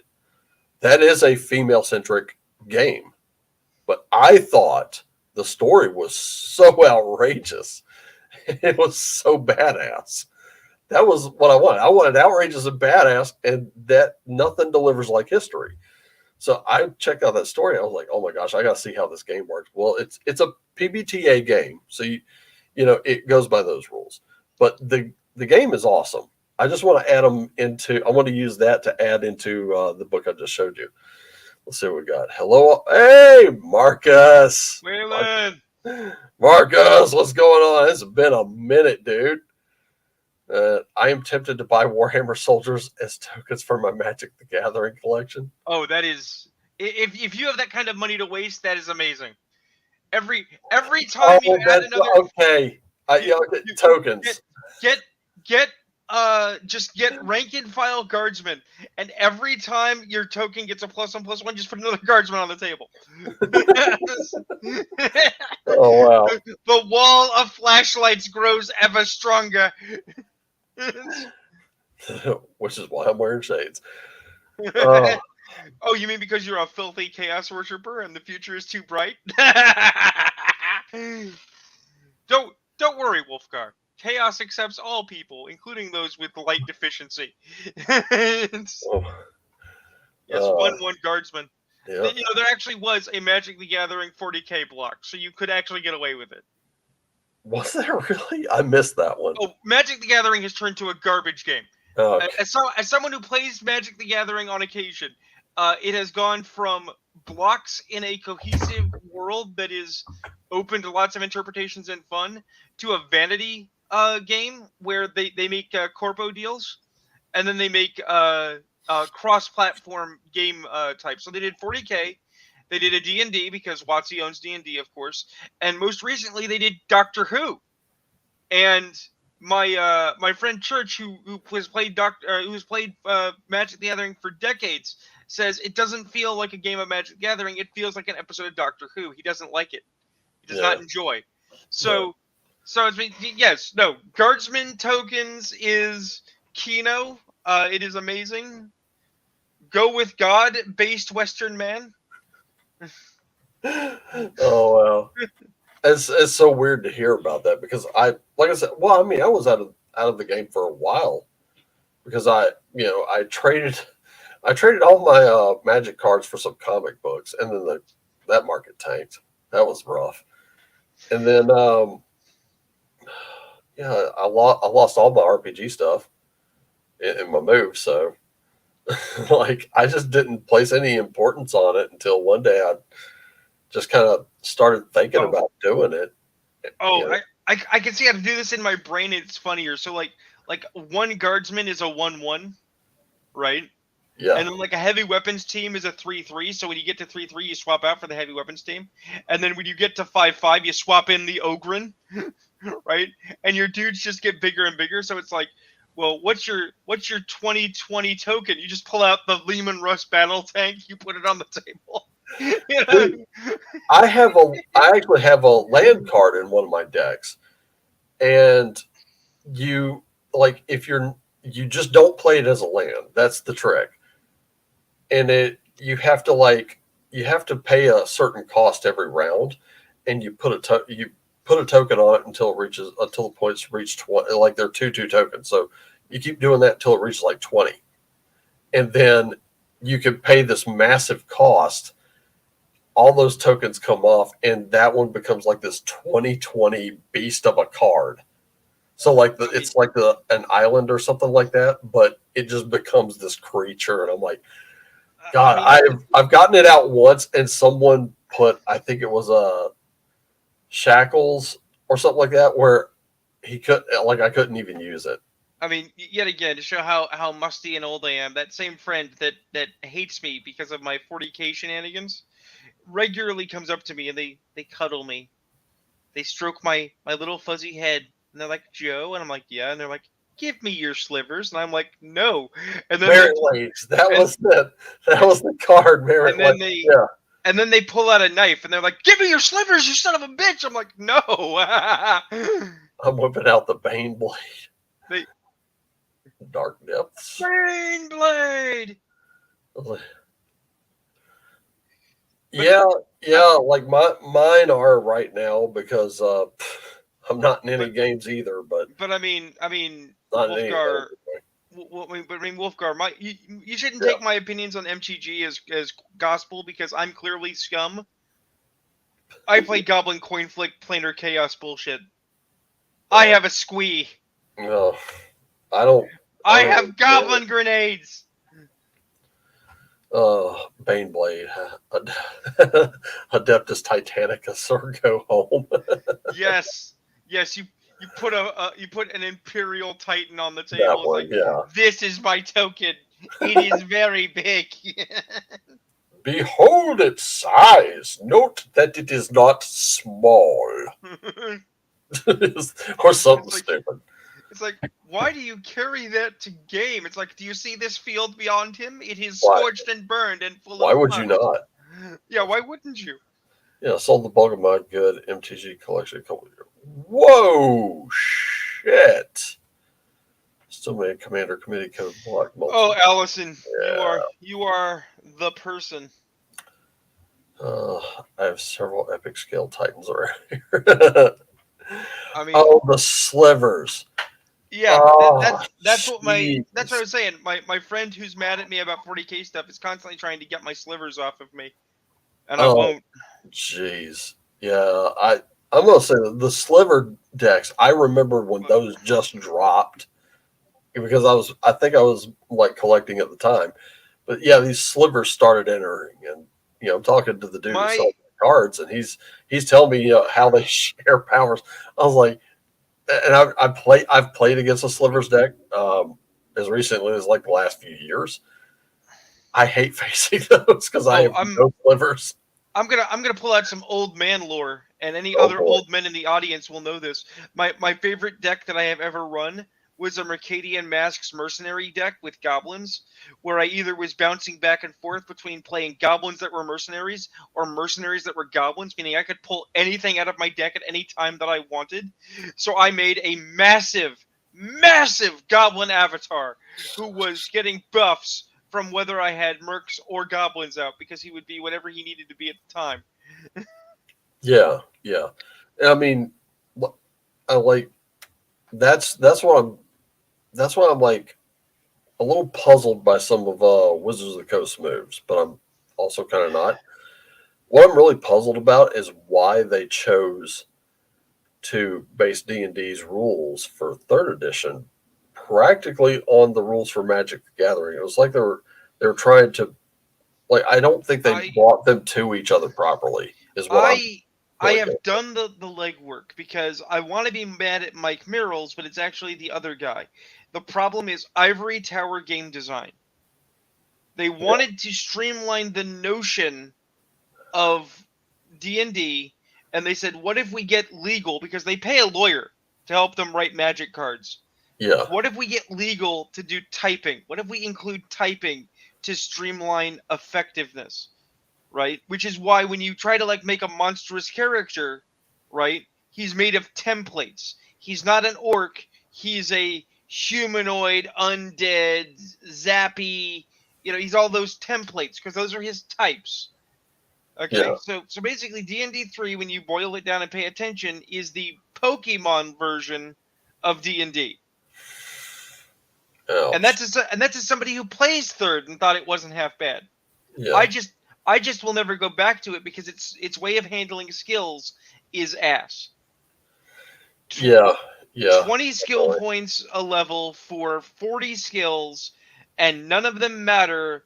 But dear God, you got to figure out that math to the half point is fucking retarded. Yeah. I liked 5th Ed because boiling it down to 10 flat skills was easy. Yeah. I can manage those skills. And people are like, but they're not complete or flexible enough. It's like, yeah, if you're retarded. If you are a retard, you cannot understand how those skills cover everything you need.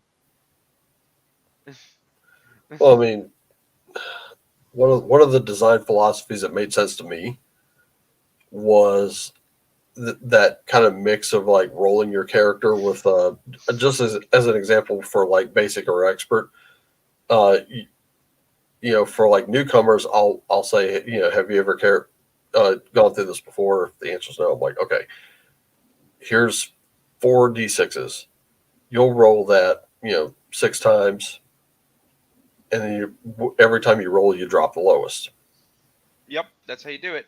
Yep. And for the veterans, though, for those grizzled motherfuckers coming from the mud of all tables, I don't think we blocked you, Waylon. If you're having trouble with your commentary. Oh. They said they can never get into MTG. They've had decks of friends that go over the years, but they just sit there and gather dust. And then said, "Did my comment get blocked?" So no, yeah, no. It's right. It's right there. But we see you, bro. Yeah. Oh, yeah. This one. This is and then for veterans, it's 3d6 down the line, and then you can create around your rolls, right? Those two things always made sense to me. Just a statistic for each one. Abilities that kind of came with leveling up, but you had to train your character a little bit. Well, this is the crux. This is the actual crux, man. See, you're saying veterans do 3d6 in line. Okay, I can see that argument. Yeah. I was raised on 46 drop lowest. Drop lowest, yeah. Right? I was raised on it. For me, that's just how I've always done it. But I'm not against 3d6 in line, right? But then there's this guy, Spoony the Bard. I think we've all heard of Spoony, right? Who he did videos. He's done pretentious, self-important videos about real players only do 3d6 in line in the way that I do it because I'm a smart person and I have a platform. And Spoony can go suck the biggest part of my dick. And let me tell you, it's a choker. Okay? The problem is that we used to respect that other players did things differently. Right? It used to be okay. It's like, oh, you do 46 in one? Well, we do 3d6 at this table. Can you do that? You can. Okay, cool. Right? Now everybody needs to be validated. Everyone is desperate for validation. Please validate my belief system on my dice lore is the best. It's like, no, I don't exist to validate you. Your dice is your business at your fucking table. This is mine. We do 4d6, drop 1. Eat a dick. Yeah. So, I mean, but for the, like I said, that's my approach mostly because I'm always like reading in new players here and there. It's hardly ever the same, 2-3 people. The only thing I want my server backups. True. Facts. During any TTRPG to name one game they were part of that had 0 homebrew. This is an interesting challenge, Nemesis. No, yeah. There's no way I can name one because I don't think one exists. Well, no. I can think of 2 But I have to be clear that those are game lines that are war games first and role-playing games second, and the story doesn't matter if you're just looking to have fun for an afternoon. And that's BattleTech and Car Wars. 800-page rule. Yeah, I'm really not a fan of a very, very crunchy rule system. I don't mind a little crunch, but I prefer it rules light. But I think it's when it comes to tabletop role playing games or war games, because it's really what we're here to talk about. I think whoever's refereeing the whole thing, just calling it down the middle. I think that's really where the power needs to go, is right back behind the DM screen. I lean towards median crunch, Mm-hmm. middle crunch, and that's only because I have encountered enough rules light games that are so light, so fluffy, that there's no game. It's not playable. You need some baseline framework to make your game function. That's just my personal experience. I counter with Cairn. I've not played it, so I don't know. Okay, neither have I, but let me show you how light this thing is. I just need to pluck them out of this little nook there. There we go. Okay.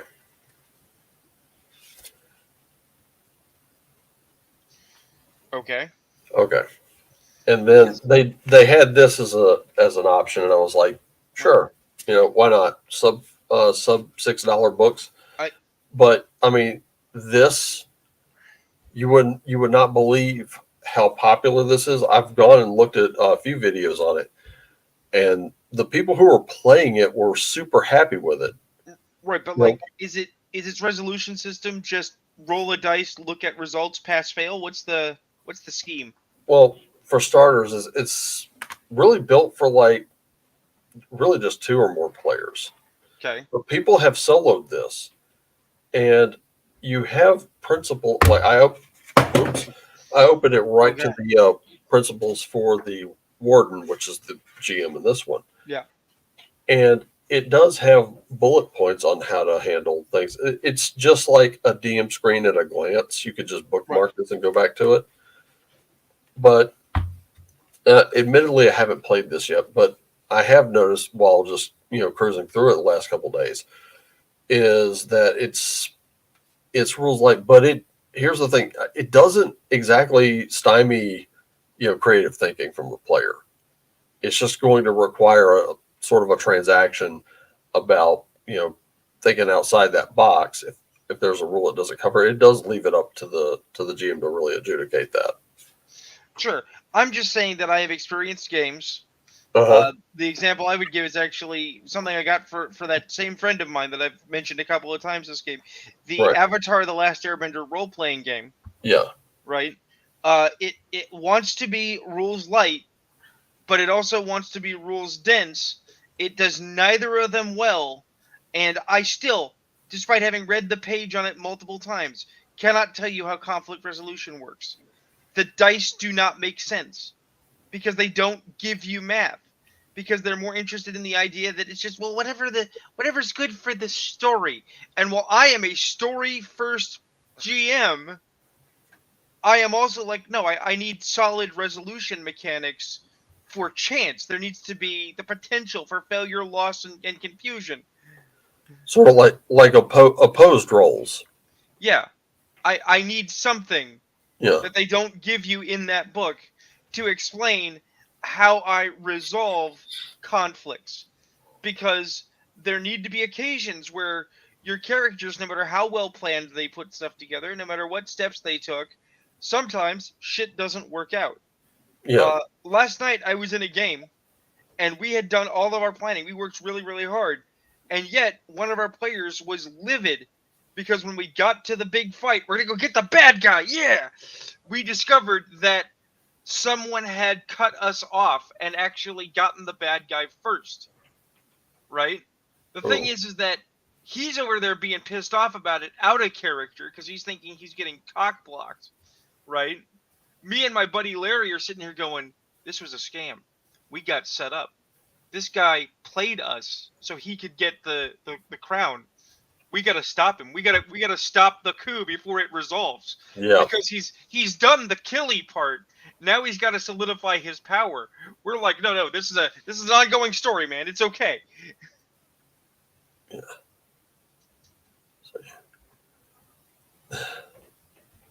Yep, homebrew all games. That's pretty cool. Super Crunch play hero system. I don't know, man. I don't know. I think the most crunch might actually be the DC hero role playing game from the 90s, which is like, what if we did Palladium but worse from people who don't know how Palladium worked? It's super bad. I'll pass. DC does not know how to make an RPG. They just wanted that money. See, I used to be okay with Crunch. Now, Preferable's like, yep. This is why lately I've been enjoying Death in Space. Is Death in Space a little more? Where does that one lie? And I'm curious about that one. Counter with Death in Space. Hero system is only crunch at creation, then it's super quick and flexible. I just find it interesting. We're sitting here having a nice conversation after getting all of our anger out in the earlier part of the show, right? And people are like, "Objection! I counter with Death in Space." It's like, oh, well, I counter with this. We're playing Pokemon with RPGs. This is amazing. Rifts is okay. Like a game that should probably also be a war game. Rifts. See, Zerolith plays Rifts in attack mode. But like that was always one of those games that was advertised in the back of my comic books that always I was like, oh wow, I'm looking at the artwork and it blows me away, and I'm like, I want to play that. I mean, here let's take it in a wild direction in our last 9 minutes here. All right. We want to talk about the degradation of RPGs. A conversation that's been coming up a lot with various OSR guys is the quality of art, but I don't think they point out that it's actually not just fantasy RPGs, it's not just D&D. Art is in the can everywhere, right? You look back, you go into those old comics, you look at the Rifts ad with the spiked Terminator skeleton. That's not a Terminator, we swear. Yeah. Right? And it looks fucking amazing. Then you look at a sci-fi now. It's not even retro. It's not even like a throwback to a cartoony sort of sci-fi dude. It's just, here's something we painted like 3 million minutes in paint. We don't really care. It's your sci-fi. And it's like, really? I don't know. Like, but I thought it was just ultra cool looking. Like, I didn't know what it was, and I was just like, I want to check that out. Well, I mean, I think that's actually how Rifts got sold when you think about it, because there's also the ad of that giant Rifts hovercraft with like the dude with all the tentacles on it. Yeah. You have no idea what the fuck's going on in a Rifts game. You're just, you're flipping through your book and you see play Rifts, and it's like, what the fuck is that? Right? Yeah, this is why I wish that whole thing with D&D hadn't, been portrayed as people think it was, because then I probably wouldn't have had a problem checking something like that out. Because it's seated like right next to D&D and I think it was Walden Books at the time. Those old mall bookstores. I mean, let's go really old. Let's dig into our ancientness. You're gonna love this. Advertising can be very effective. And one of those fun things about HeroQuest that people don't remember is HeroQuest is actually a hybrid game. It was Games Workshop and Hasbro. Yeah. Right? But what made me a HeroQuest Milton Brothers.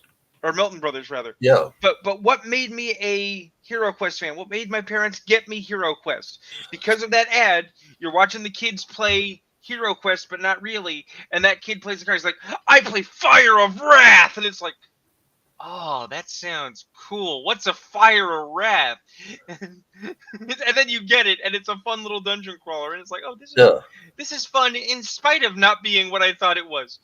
Here's another one. Boomer Stream. Do you remember being a kid and seeing the ads for Crossfire? Crossfire, you caught up in the crossfire. Well, they're just basically playing with like little metal balls and like pinballing them back at each other. Yeah. In a dystopian hellscape room with flashing lights. Yeah. Now I remember that. I'm like, oh, okay, yeah. Yeah, I'm just saying. You started with the jingle. That's when it, I'm just saying. Gaming used to be sold to us, outsiders and losers, like this is the thing that will make you cool. Exactly. Right? Now, and it did for a little bit. Now I think gaming is sold much like everything else. Like if you don't have this, you're a subhuman bad consumer. Cool. And it's like that's not a good sales pitch. Tell me how cool I'm gonna be to play your game. That's what I want. Okay, so he says Death in Space is basically 5th edition, slimmed down to play like an OSR game. Nice. Death comes fast and easy to PCs who make stupid choices. I'll bet. Well, Wolfgar, I don't want to sell us on things we're not going to do, but I just want to throw out there 2 things. 3 things. One, we've really got to get back to 4 against the old ones. Yeah, we got to get that. We got to get that going again. But also, I just want to say, one, if you want to, we should do some 40K RPG. I've got the old Fantasy Flight game stuff. It's great, right? But the other thing is, I just want to throw this out there because I know you've done some solo, and you know that I tried, and you know it's going to be 3 hours of fun for you and me to sit down on a stream and do character gen. But if people want to see us be crunchy, we should do something that I have never actually played as a player, and I'll drop the bones. I'll buy the fucking Varger book. We should play Traveler. We should go do. We should go to space.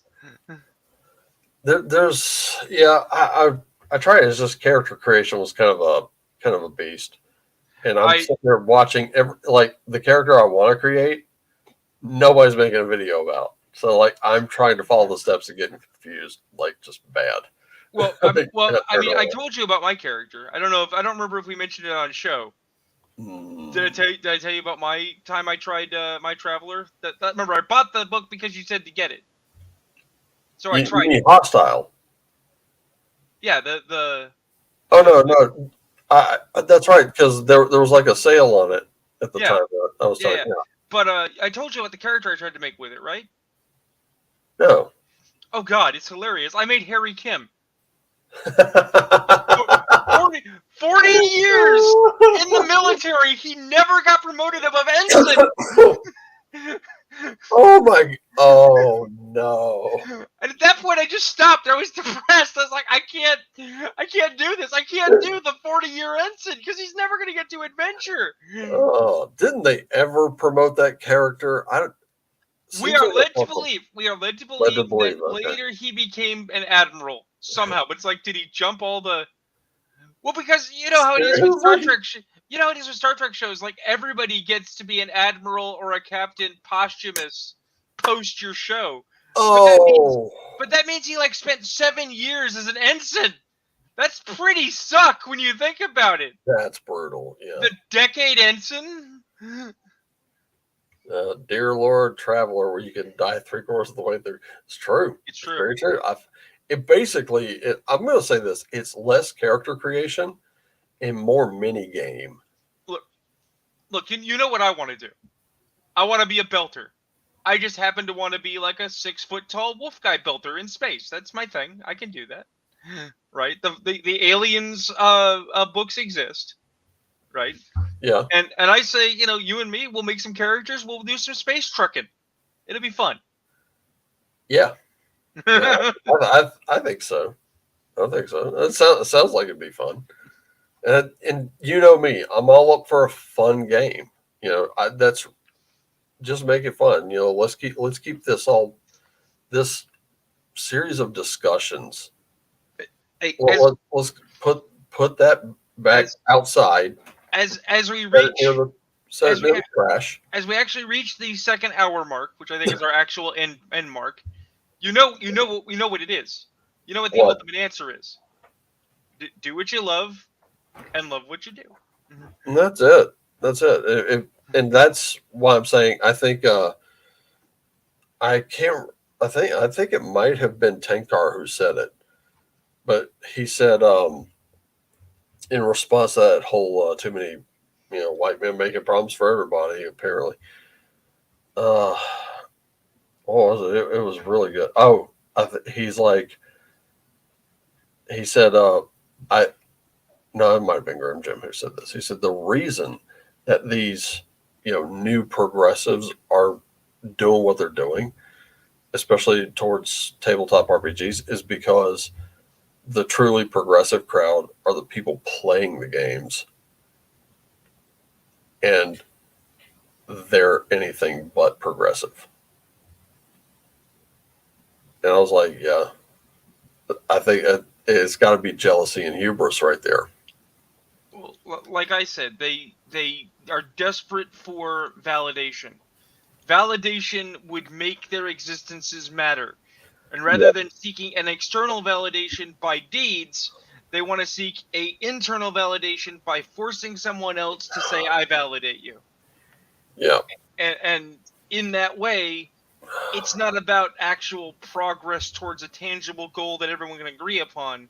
Yeah. It's the progress of I've forced you to agree with me. Yeah. I forced you to be a recidivist on my behalf. Yeah, pretty much, yeah.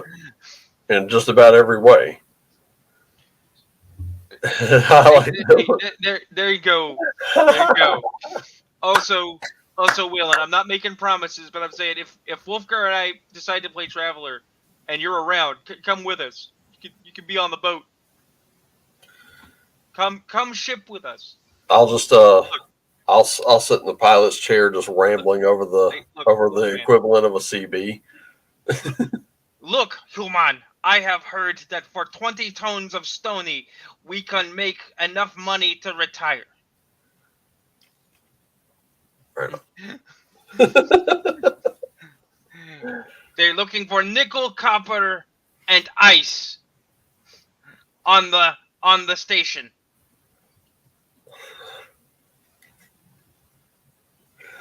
All right. That was rather awesome. You're envisioning I am big wolf picture this in my head. I'm like big wolf man in red jumpsuit with power drill is like we cut the rocks for a living, yes? And I'm sitting there with my cowboy boots on, blue jeans, leather jacket, t-shirt, and really rumpled cowboy hat going, goddamn right. I mean, let's face it, as much as we might enjoy Firefly, Traveler is Aliens the game. I mean, I know there's an Aliens RPG, but really, Traveler is so much better with like a retro future flavor. Yeah, that's Hostile, essentially. Yeah. Because and that's by chain. It's Traveler, Cepheus, and then Hostile. Because that's the chain of rules it's based on. And I haven't gone through character creation for that one just yet. But Hostile is Alien RPG with the serial numbers filed off. The difference is you actually have rules for like retro future cyberpunk, now the entire planet. So you can do like Mad Max scenarios and stuff like that. And I'm like, very cool. Look, this is my half of ship. You do not call my bed a dog bed. Whatever. As I attempt Sam Elliott there, whatever. Whatever. You understand, you just navigate, God damn it. And I'll take care of the rest. I know where the rocks are. I can smell them. They say in space no one can hear you scream. That doesn't mean no one can hear you smell. No, but you can fucking direct traffic, can't you? Now pump in the right goddamn direction. I'm just telling you, whoever smelt it dealt it. This is a law of the universe. It is physics. You cannot deny. God damn it. Give me the fucking coordinates. We got 21 minus 70 down bubble on the galactic curve. That means you gotta burn for 15 minutes. Not 16 or we're in debt. We need to pay for gas. I got it, god damn it, 15 fucking minutes. Here we go. And hold on. I will check the couch just in case. You're going to be checking the back wall. Punch it. We punch it, and I'm like, we're literally turning out the couch for change. It's like, okay, we got 16 credits and a button, and I think, oh wow, we got some of that old Confederate bucks from the Revolution. I don't think those are good anymore, but maybe, you know. You leave them goddamn things there, boy. What, I don't know why. I don't know why I'm talking like I'm carrying a dip in my mouth. Just look, the obvious answer is we are starved for role play. This is the secret, guys. Gamers are starved for role playing experience. We want fun stuff, and if we can't have it, we'll just start talking random bullshit. That's what we do, though. I mean, because that's what we're really about. Yeah, now we're getting the live teaser of the Traveler campaign. Bullshit, man. I mean, everything we're doing is just random bullshit if you think about it. Because, like, you know, let's just. Oh shit! Let's admit something. Oh, it's okay, but it's entrenched now. The campaign has a name in my head. Okay, so tell me this. Okay. Isn't the whole purpose of miniature wargaming at its core, and I'm going to admit this like completely unabashedly, isn't the whole purpose because we're still basically playing with toys? Yes, 100%. 100% grown-up people playing with toys, whether in their heads or moving them around on the table. I mean, going all the way back to the actual Napoleonics, where the actual would-be generals were moving metal minis on the table. If you ask them, why are you doing this? It's like, tactics, training, logistics. I like miniatures. Fuck you. Go away. I mean, and even roll back to the first war games, like, you know, Nefertafel, which is basically Viking chess. That's another miniature war game. We've been doing that, you know, for how long now? Centuries. The two almost millennia. The two most basic war games in the world, everywhere you go, are either a chess variant, which replicates war, right? Mm-hmm. Or a variant of the royal game of which gave rise to backgammon, which replicates horse racing. Yep. Those are the two things: horse racing, foot racing, and warfare. Those are it. Racing and war. What's up, B? Glad to have you here. But Wolfgar, I gotta tell you, I have the name of the campaign. Yeah. The Dukes of Hazardous Space. Oh. Just some good old boys. Oh my God, never meaning no harm, dude. I mean, look, I've already got my space smuggler that I really. I know. And I can't seem to get him created. But anyway. Right. But that being a duo of space smugglers. Right. We just gotta get our contraband past Boss Hog, man. It's all good. Oh no, we don't have to get it past Boss Hog. We gotta get it past Roscoe. Well, I mean, look, if we get it on the station, I got that girl lined up, you know. I tell you.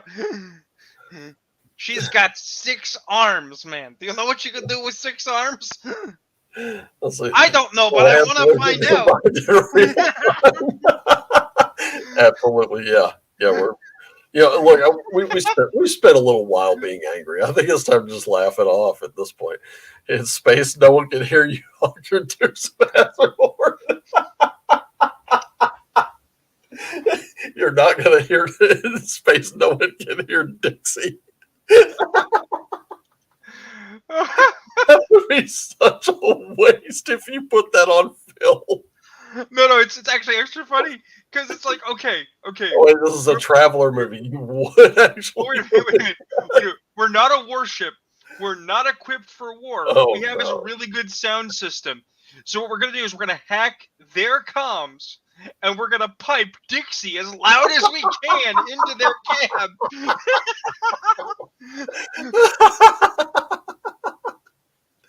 Oh, that would be epic. That would be awesome. Oh, I would love that so much. And especially being Southern, like Dukes of Hazzard was part of my childhood. I love that show, It, and of course, what kid didn't want to have the General Lee I mean, because that Charger was sick. it's a perfect crystallization of the modern problem as we are now overtime. Is Are we? like Oh, we are. the Okay. the Dukes of Hazzard are just fun. It's just harmless fun. And you go, but they got that Confederate flag. Yeah, so what? There's a bunch of Confederate flags down here. Everybody got them. It's like, Down south, especially. Yeah. right. And it's like, well, what are they doing? It's like, well, they're not really doing anything bad, but sometimes they got to help somebody, and sometimes that means they got to speed, and sometimes that means they might have to move some shine, because they're just good boys. And it's like, but aren't they criminals? It's like, you're only criminal if you get caught, son. For real.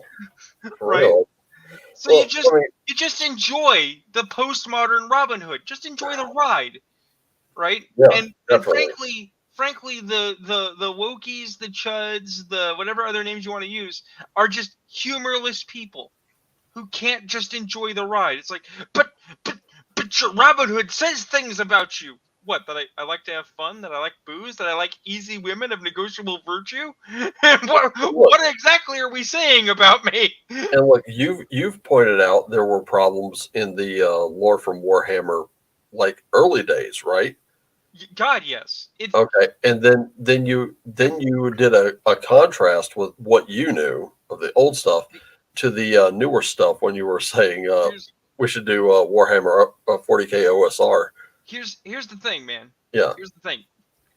You will hear every so often somebody say Warhammer is a satire, and people say that's not true. Blah blah blah blah blah. No, Warhammer is a satire, but it's a satire in the way of 2000 AD. Okay, because the cops in Warhammer are Judge Dredd. They're called the Arbites. Yeah. Okay, but it's original Judge Dredd, not when Judge Dredd was a book on himself. When Judge Dredd was a bit in 2000 AD. Yeah. It's 3-page jokes, man. Right? So what is Warhammer? Warhammer is Judge Dredd's day off, where he walks down the street towards his apartment. Hello, citizen, talking to people and smiling, seeing all the crimes, totally doing nothing about them because he's off duty, and that's the law. And he gets to his apartment and he sits down and he gets called. They're like, Judge, it's an emergency. We need you to come back in right away. And so he gets down to the street. He's back on duty, and as he's running back to the station, he's fucking clubbing people, and he's grabbing everybody who committed a crime that he saw on the way, because he's still a cop. He saw those crimes. They still happened, and he's going to have them on charges. 30 days in the cubes. No police. No judge. No mercy. Wow. There's only the law. It's like, that's 40K. Everyone is a monomaniacal murder hobo with a headache. The psychics are real. Blue Oyster Cult is on the radio. It's not supposed to be taken seriously. Taking it seriously is part of the joke. Okay. You hit me with Blue Oyster Cult on the radio. Dude, immediately the cover image for Fire of Unknown Origin popped in my head. Dude, if you want to know what Warhammer 40K sounds like, just listen to Veteran of the Psychic Wars. Yeah. Right? The Noise Marines used to have tiger print garb on their armor. Why? Because they were speed metal musicians. That's the joke. Warhammer Chaos is speed metal. Right? So what have you got? You have the Imperium. We're listening to efficient, proper, restrained, orchestral German music, right? And who are we fighting? We're fighting orcs listening to yakety sax on a giant junker jeep made of guns, powered by goblins, being fired through a catalytic converter on fire. Good grief, that got dark. They're goblins. They deserve it. We've weaponized them. Ouch. Well, no, boss. I don't want to go to the fire, boss. Shut up, you grotty little bastard. No, the point I was trying to make was, you're listing, those differences between editions and everything, right? Right. And even though like you're saying like the Warhammer I got is hot garbage. Like even though that's where I'm dipping in, and I'm seeing a lot that fascinates the shit out of me. Right. Their artwork, whoever the people that got to do their artwork. Oh yeah, no. Oh, 40K art's been great oh forever. God, yeah. I mean, wow, amazing. So I'm seeing a lot in the setting that, again, I'm just dipping my toes in here. That's like absolutely fascinating me. You still wouldn't mind if I played it that way, Oh no, if you play it serious, that's fine. right? And then if I came to your table, you'd be like, "This is the one we're doing," Well, and I'd be like, "Cool." well, here's the thing. Here's the thing. I ran a game of Death Watch. Okay, Mm-hmm. so you got a bunch of Space Marines who have been seconded to the Death Watch from their parent chapters, and they get a job. They get called in by the local guard. It's like, what are we doing? Yeah. What aliens are we fighting? It's like, you're not fighting aliens. What are we fighting? It's like, so we have this problem, but we need it handled quiet, and you guys are the best specialists in quiet takedown. It's like, well, yeah, we're Space Marines. What do you got?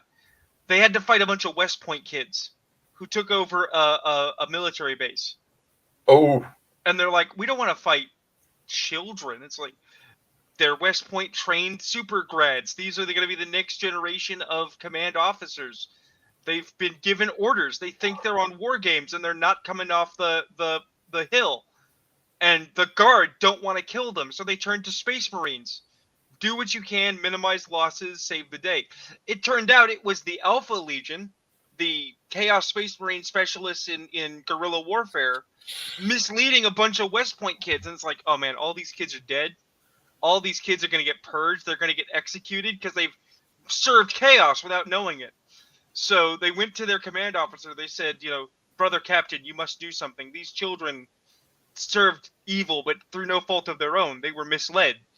And so it's like, okay, I talked to our bosses in the Inquisition. I cut a deal. They're now all Imperial stormtroopers.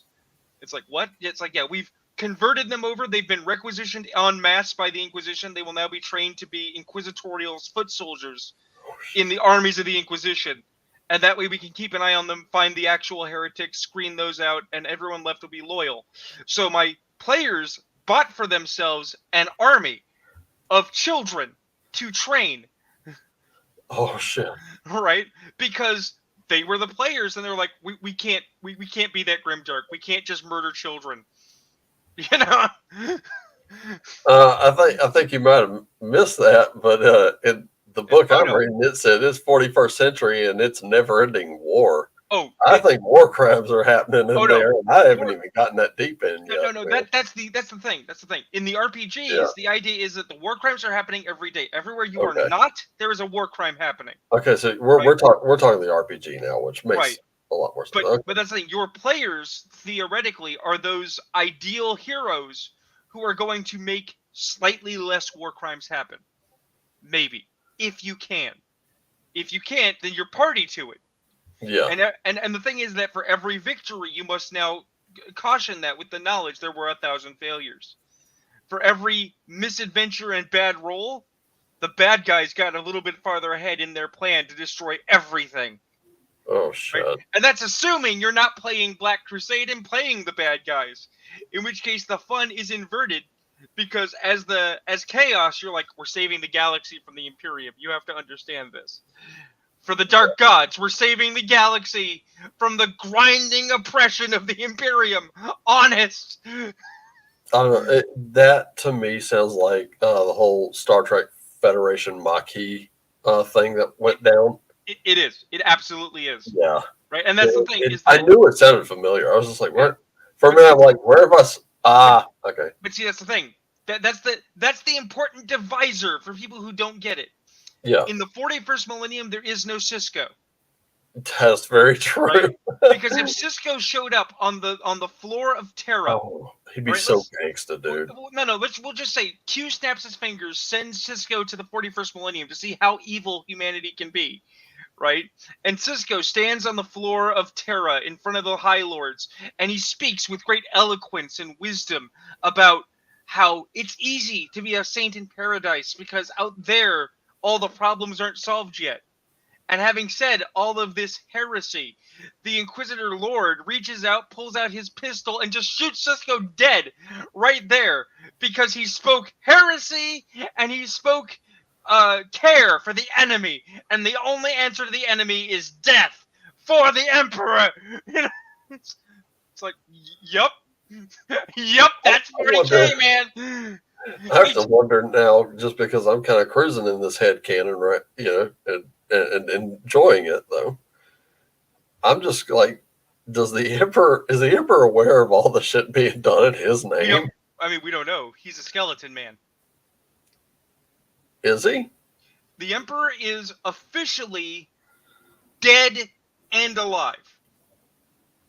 Well, that would explain the whole God Emperor thing. He was wounded during the Horus Heresy, put onto the Golden Throne as a life support device, and 100,000 souls a day, human psychers, are sacrificed so he can live one more day. Okay? Oh, that is dark. And his burning soul is used as the Astronomicon to guide ships.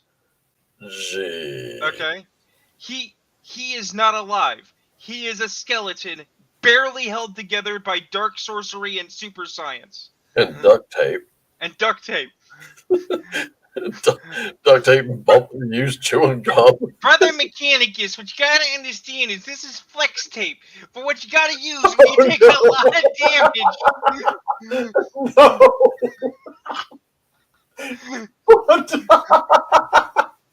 Dude, don't go Djibouti dubs on my channel.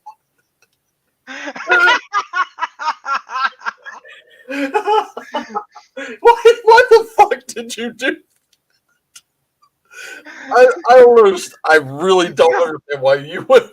I'm not even kidding. No. You went full Djibouti. I'm just saying. You have at the upper levels you have the aristocratic Mechanicus that are like, I am saved, I am of the machine, and at the bottom you have the Factorum. The Factorum sounds like Mario, and he's a man of an Italian persuasion. It's like, what you doing to that machine, you fabagoo? Get out of there! You don't know what you're doing. Okay. He is a glorified psychic lighthouse for space travel. It's true. It's true. That is fucked. Oh my god. Here's the thing. Because I'm starting to feel bad for him now. Here's the thing. Because Towering Pillar has the right of it. Chaos is a sunk cost fallacy, except with actual Satanism. Here's the thing. Okay. Regardless of what impetus there was for the Horus Heresy, and no matter what ideals the forces of chaos may once have had, 10,000 years living apart from the Imperium with no infrastructure, no support, no medicine, exposed to free radicals and mutation, with the corrosive effect of psychic parasite gods, has driven them all insane. They're evil by default, whether they know it or not. Because they're like, look, man, if I just sacrifice a few more Imperial Saints, the world will be a better place. And it's like, dude, you're saying baby murder makes the world a better place. What the hell? For real. Right? But on the other hand, there you are. You're in the Imperium, and you're fighting the forces of chaos. And the Inquisitor says, yes, and after this war, we shall have to purge the population. But why? They fought the forces of chaos. They know chaos exists. They have become irrevocably tainted. Even the children, especially the children. One tainted baby is the destruction of an entire population. Tainted babies? Heretical babies! Do you hear yourself? But Alpha Legion doesn't live in the warp. But Alpha Legion is also playing both sides of the fence, because Omalgaron and Alfarion are not to be trusted. They're the least corrupted. Hey, look. The Night Lords aren't corrupted at all. They were just fucked from the beginning. It's like I said, you're talking a little over my head right now, but don't worry, I am hanging. There's all kinds of goob. The important thing is that the Imperium, it's right at the front, right at the very beginning. There's that crawl. It's in every book. Yep. It's in every piece of media. You are in the most ruthless, bloody regime imaginable. Yeah. Forget the dreams of understanding and technology and progress. There is only an eternity of war and the laughter of thirsting gods. That's it. That's all there is, man. I'm just saying, man, you could have saved all that text by just printing "Abandon all hope, ye who read this motherfucker." It's true. I'm not doubting. I'm not doubting in the least. This is also why Rogue Trader is best game. Even though I love me some Dark Heresy, even though I love me some battles, playing Rogue Trader is the best. What are you doing, Bob? I'm gonna go into the galaxy and I'm gonna adventure. But what for, Bob? Money. The most important motivator. That hot, sweet money. But Bob, your crew's got a lot of Xenos. It's like, hey, I'm rich and I'm empowered. I'm allowed to have a hot dominatrix Dark Eldar mommy who slaps me. She likes it. I like it. Don't judge. That's when I don't know, Dave Chappelle popped into my head with, "'Cause I'm rich and I'm petty." No, Dave Chappelle actually playing Rick James is the best Rogue Trader. Fuck your couch. Because here's the thing. What Rogue Trader's got. See, the Emperor signed into law certain permissions that have become noble franchise that Rogue Traders use. Rogue Traders have permission to travel outside the Imperium as private charters, to find treasure, to acquire resources, to reconnect with lost branches of humanity, to acquire new planets, and to claim alien resources for the Imperium on paper. But this also gets them paid. So literally their job is more money, more problems every day, all day. And when you're like, but humanity hangs by a thread, we must save society. It's like, bitch, that sounds like an Imperial problem. I got parties at the club. Bro, they pay you to hold that laser cannon, not me. Right. That would be pretty funny to pop up in the story. Here's the thing. This is my favorite part of a Rogue Trader thing. It's like, so Joe, what is your plan? What are you doing to make some money for your Rogue Training Dynasty? I'm going to start a colony world. How are you going to do that? Well, me and my team, my away team, we're going to find a planet. We're going to scout it out. We're going to see if it's good. Is it good? It's good enough. Okay, we're going to go to a space station. We're going to buy colonists. Okay, what do you mean buy colonists? Is anybody selling slaves today? Yeah, those are our colonists. Okay, but that's not enough people. It's like, is anybody looking for passage? Yeah, those are our colonists. Okay, is anybody on pilgrimage? Yeah, those are our colonists. Are you going to Terra, sir? Sure we are. Get on the ship. Shut the fuck up. Follow instructions. Don't ask questions. Right? We take them to a planet. What are you doing? We drop them off. Did you give them equipment to build the colony? No. Did you give them weapons to fight the local wildlife? No. How is this a colony, Joe? Okay, guys, look, we're letting you off here. Make a go of it. We'll be back in a decade to see if you're still alive. It's like, but what should we do, sir?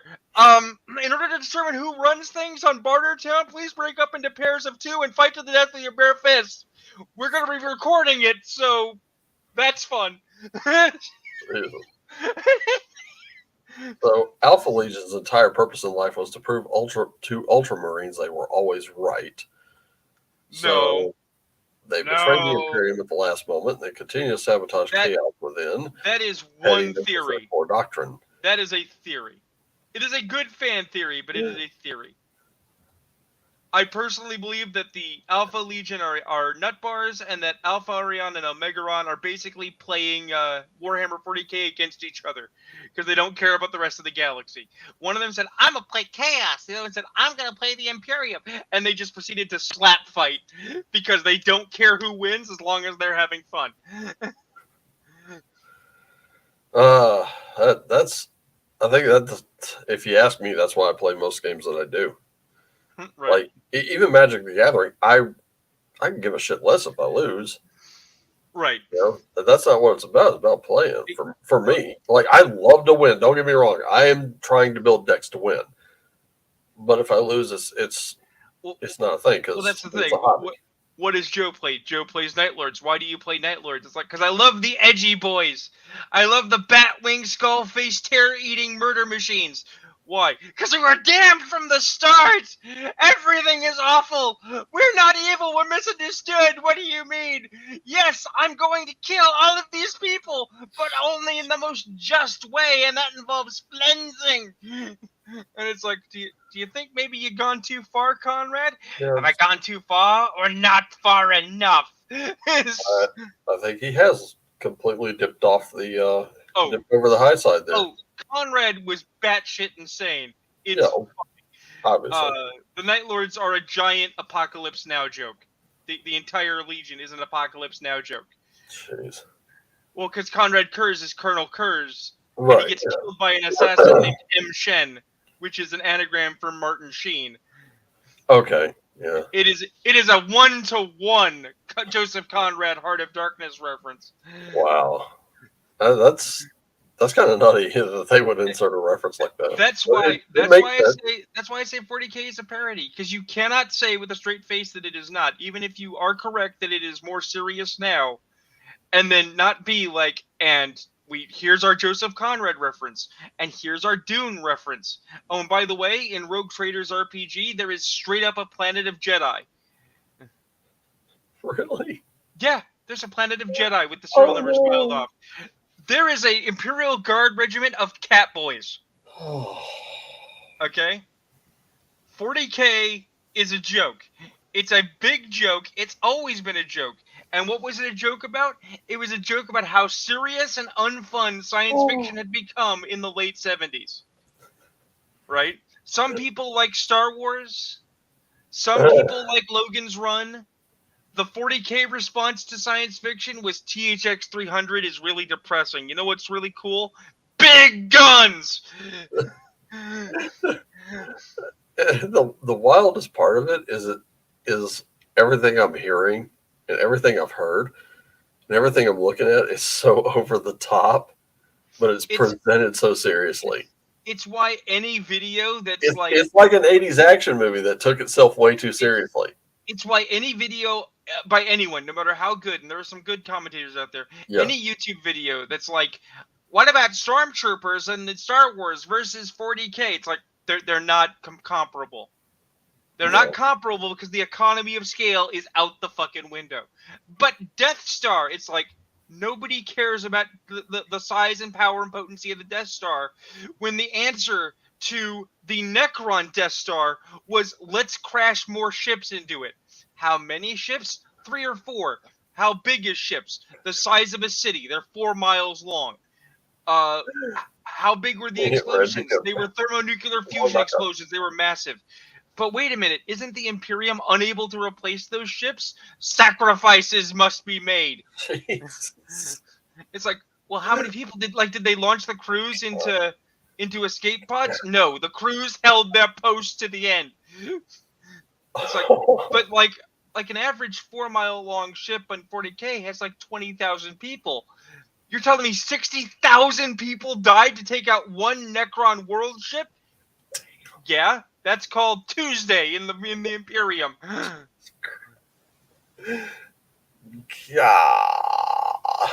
And oh, by the way, Wolfguard, this is 100% true. Nemesis brought it up. It's the last thing before we get out of here because it's 2:30. Yeah. Okay.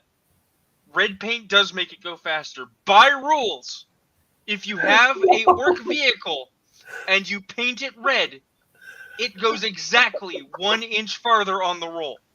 Oh, wow. Red makes it go faster. That is ridiculous.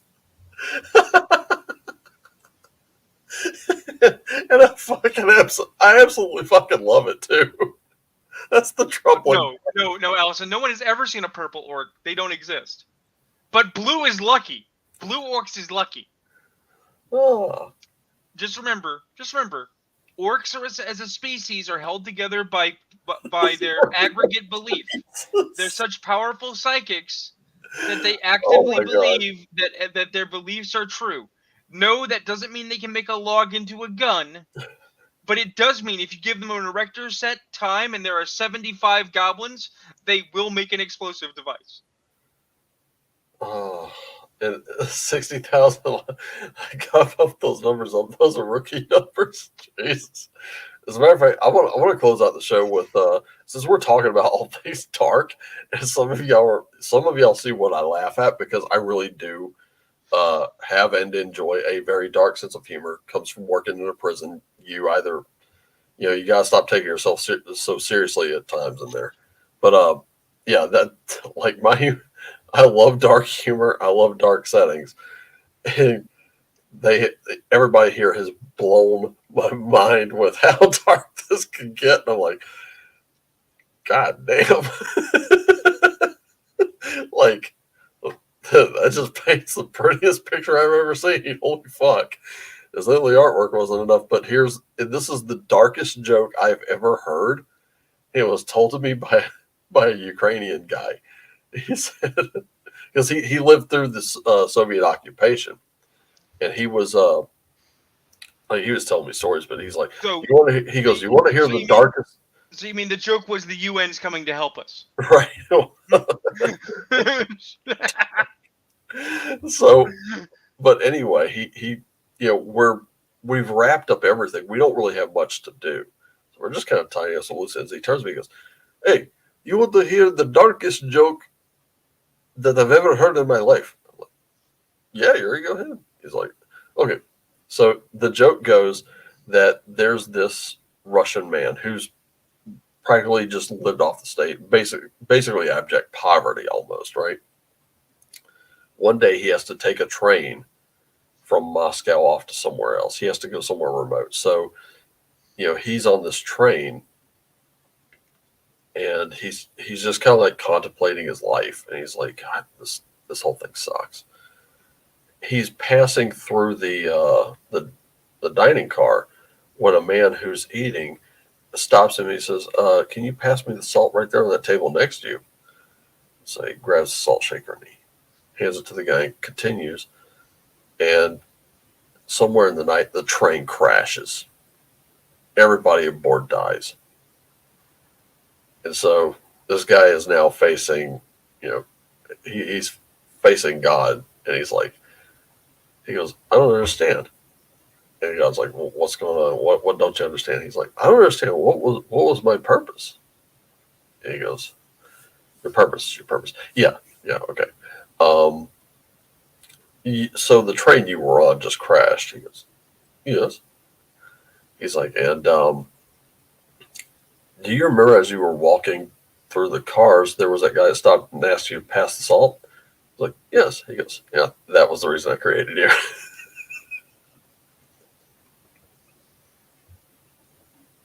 As Allison says, Soviet joke is like bread. Not everyone gets it. That's jeez.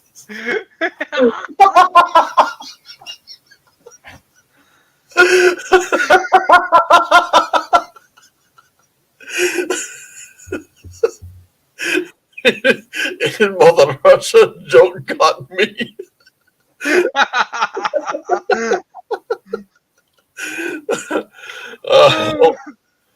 Uh, so we started this out pretty angry and just ended on a laugh, which thank goodness. Now you see what I laugh at, because if it's dark, I'm thinking, woo. This is what gaming is for. Gaming is supposed to bring light into your existence, not make it dark and cranky. Well, occasionally there's just sometimes you just need to turn your entire tabletop into a fucking war zone.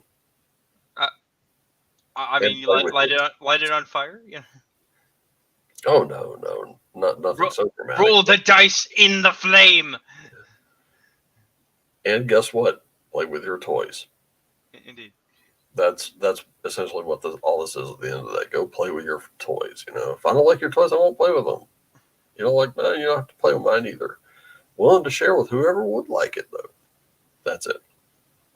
We're just playing with our own toys. I'm good with that.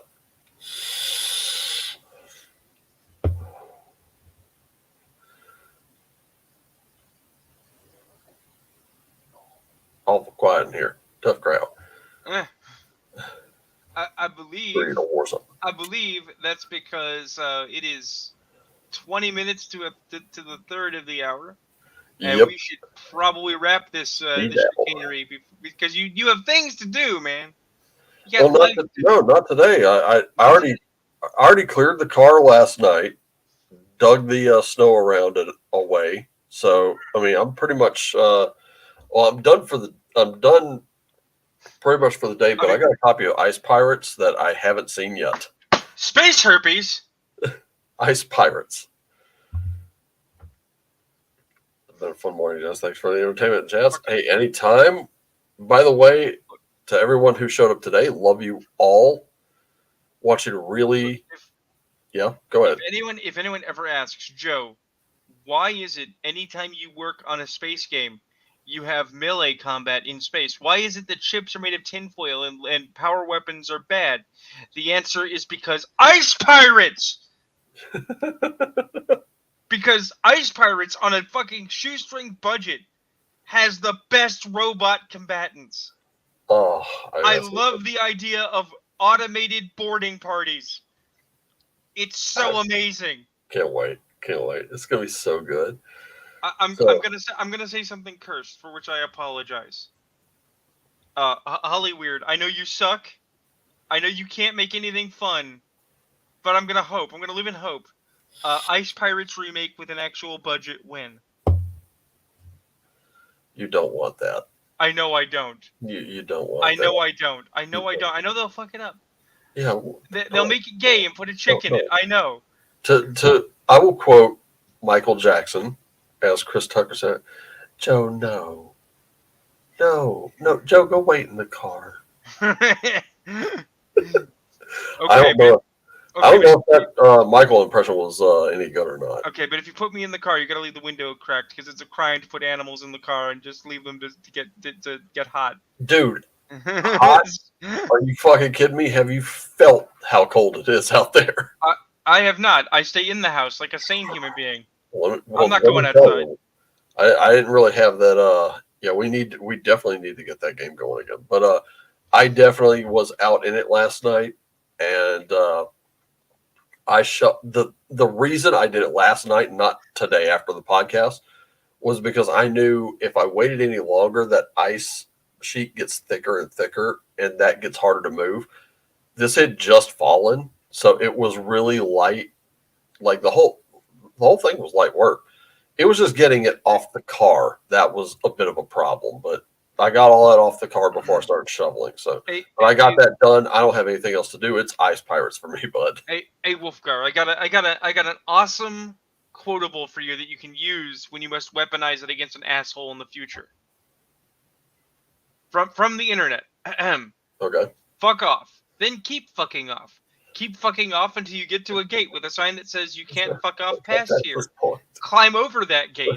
Dream the impossible dream and keep fucking off forever. I love that quote. I can just never remember the full thing. Oh, I know, but it's beautiful. Oh, it is. It is. Yeah. And Marcus says, I'm in Florida and I'm freezing. Jeez. Dude, but at least we're in the same time zone. I mean, look, Marcus, if you want to not be freezing anymore, you have to embrace your inner Florida man, okay? Strip down to just a pair of shorts, grab the American flag, go outside and tell the world fuck off. Do not follow this advice. No one follow this advice.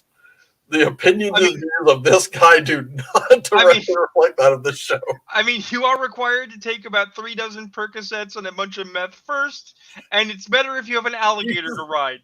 But, you know... Jesus. Oh, this is going to really dark territory. Oh, wait. Marcus says, no, that's me during hurricane season. So, if anybody needs to know, man, next time there's a hurricane, go looking for Marcus. He's riding a gator down Main Street with an American flag in nothing but his skivvies, going, I am the lizard queen, while high on Percocet and methamphetamine. You ain't done nothing but ice cream, man. Forever. I'm right there with you. See, this is how older guys have fun. Look, man, you gotta expect the unexpected in the kingdom of madness. When you get in that squared circle, son, you gotta be ready to attack with your people's elbow of justice. You gotta climb that top rope, and you gotta fly. You gotta leap, and you gotta land with the force of 1,000 suns directly onto their unprotected skulls, so that the brain damage will put them in the hospital for the next 6 months. And when they wake up, the only thing they can remember is the name of your elbow, which is pain. Wow. Okay, I think that bit went a little long. All right, we're capping this thing. So just remember, when I start pulling why out do I the let Macho you Man do that? Randy Savage, you know it's done. Love you all. Please, for the love of Pete, it's cold out there. It's icy. It's slick. Be careful. Okay, take care of yourselves and each other. Always play what lights you up, as always. If you got something that'll light you up past this, as always, play on.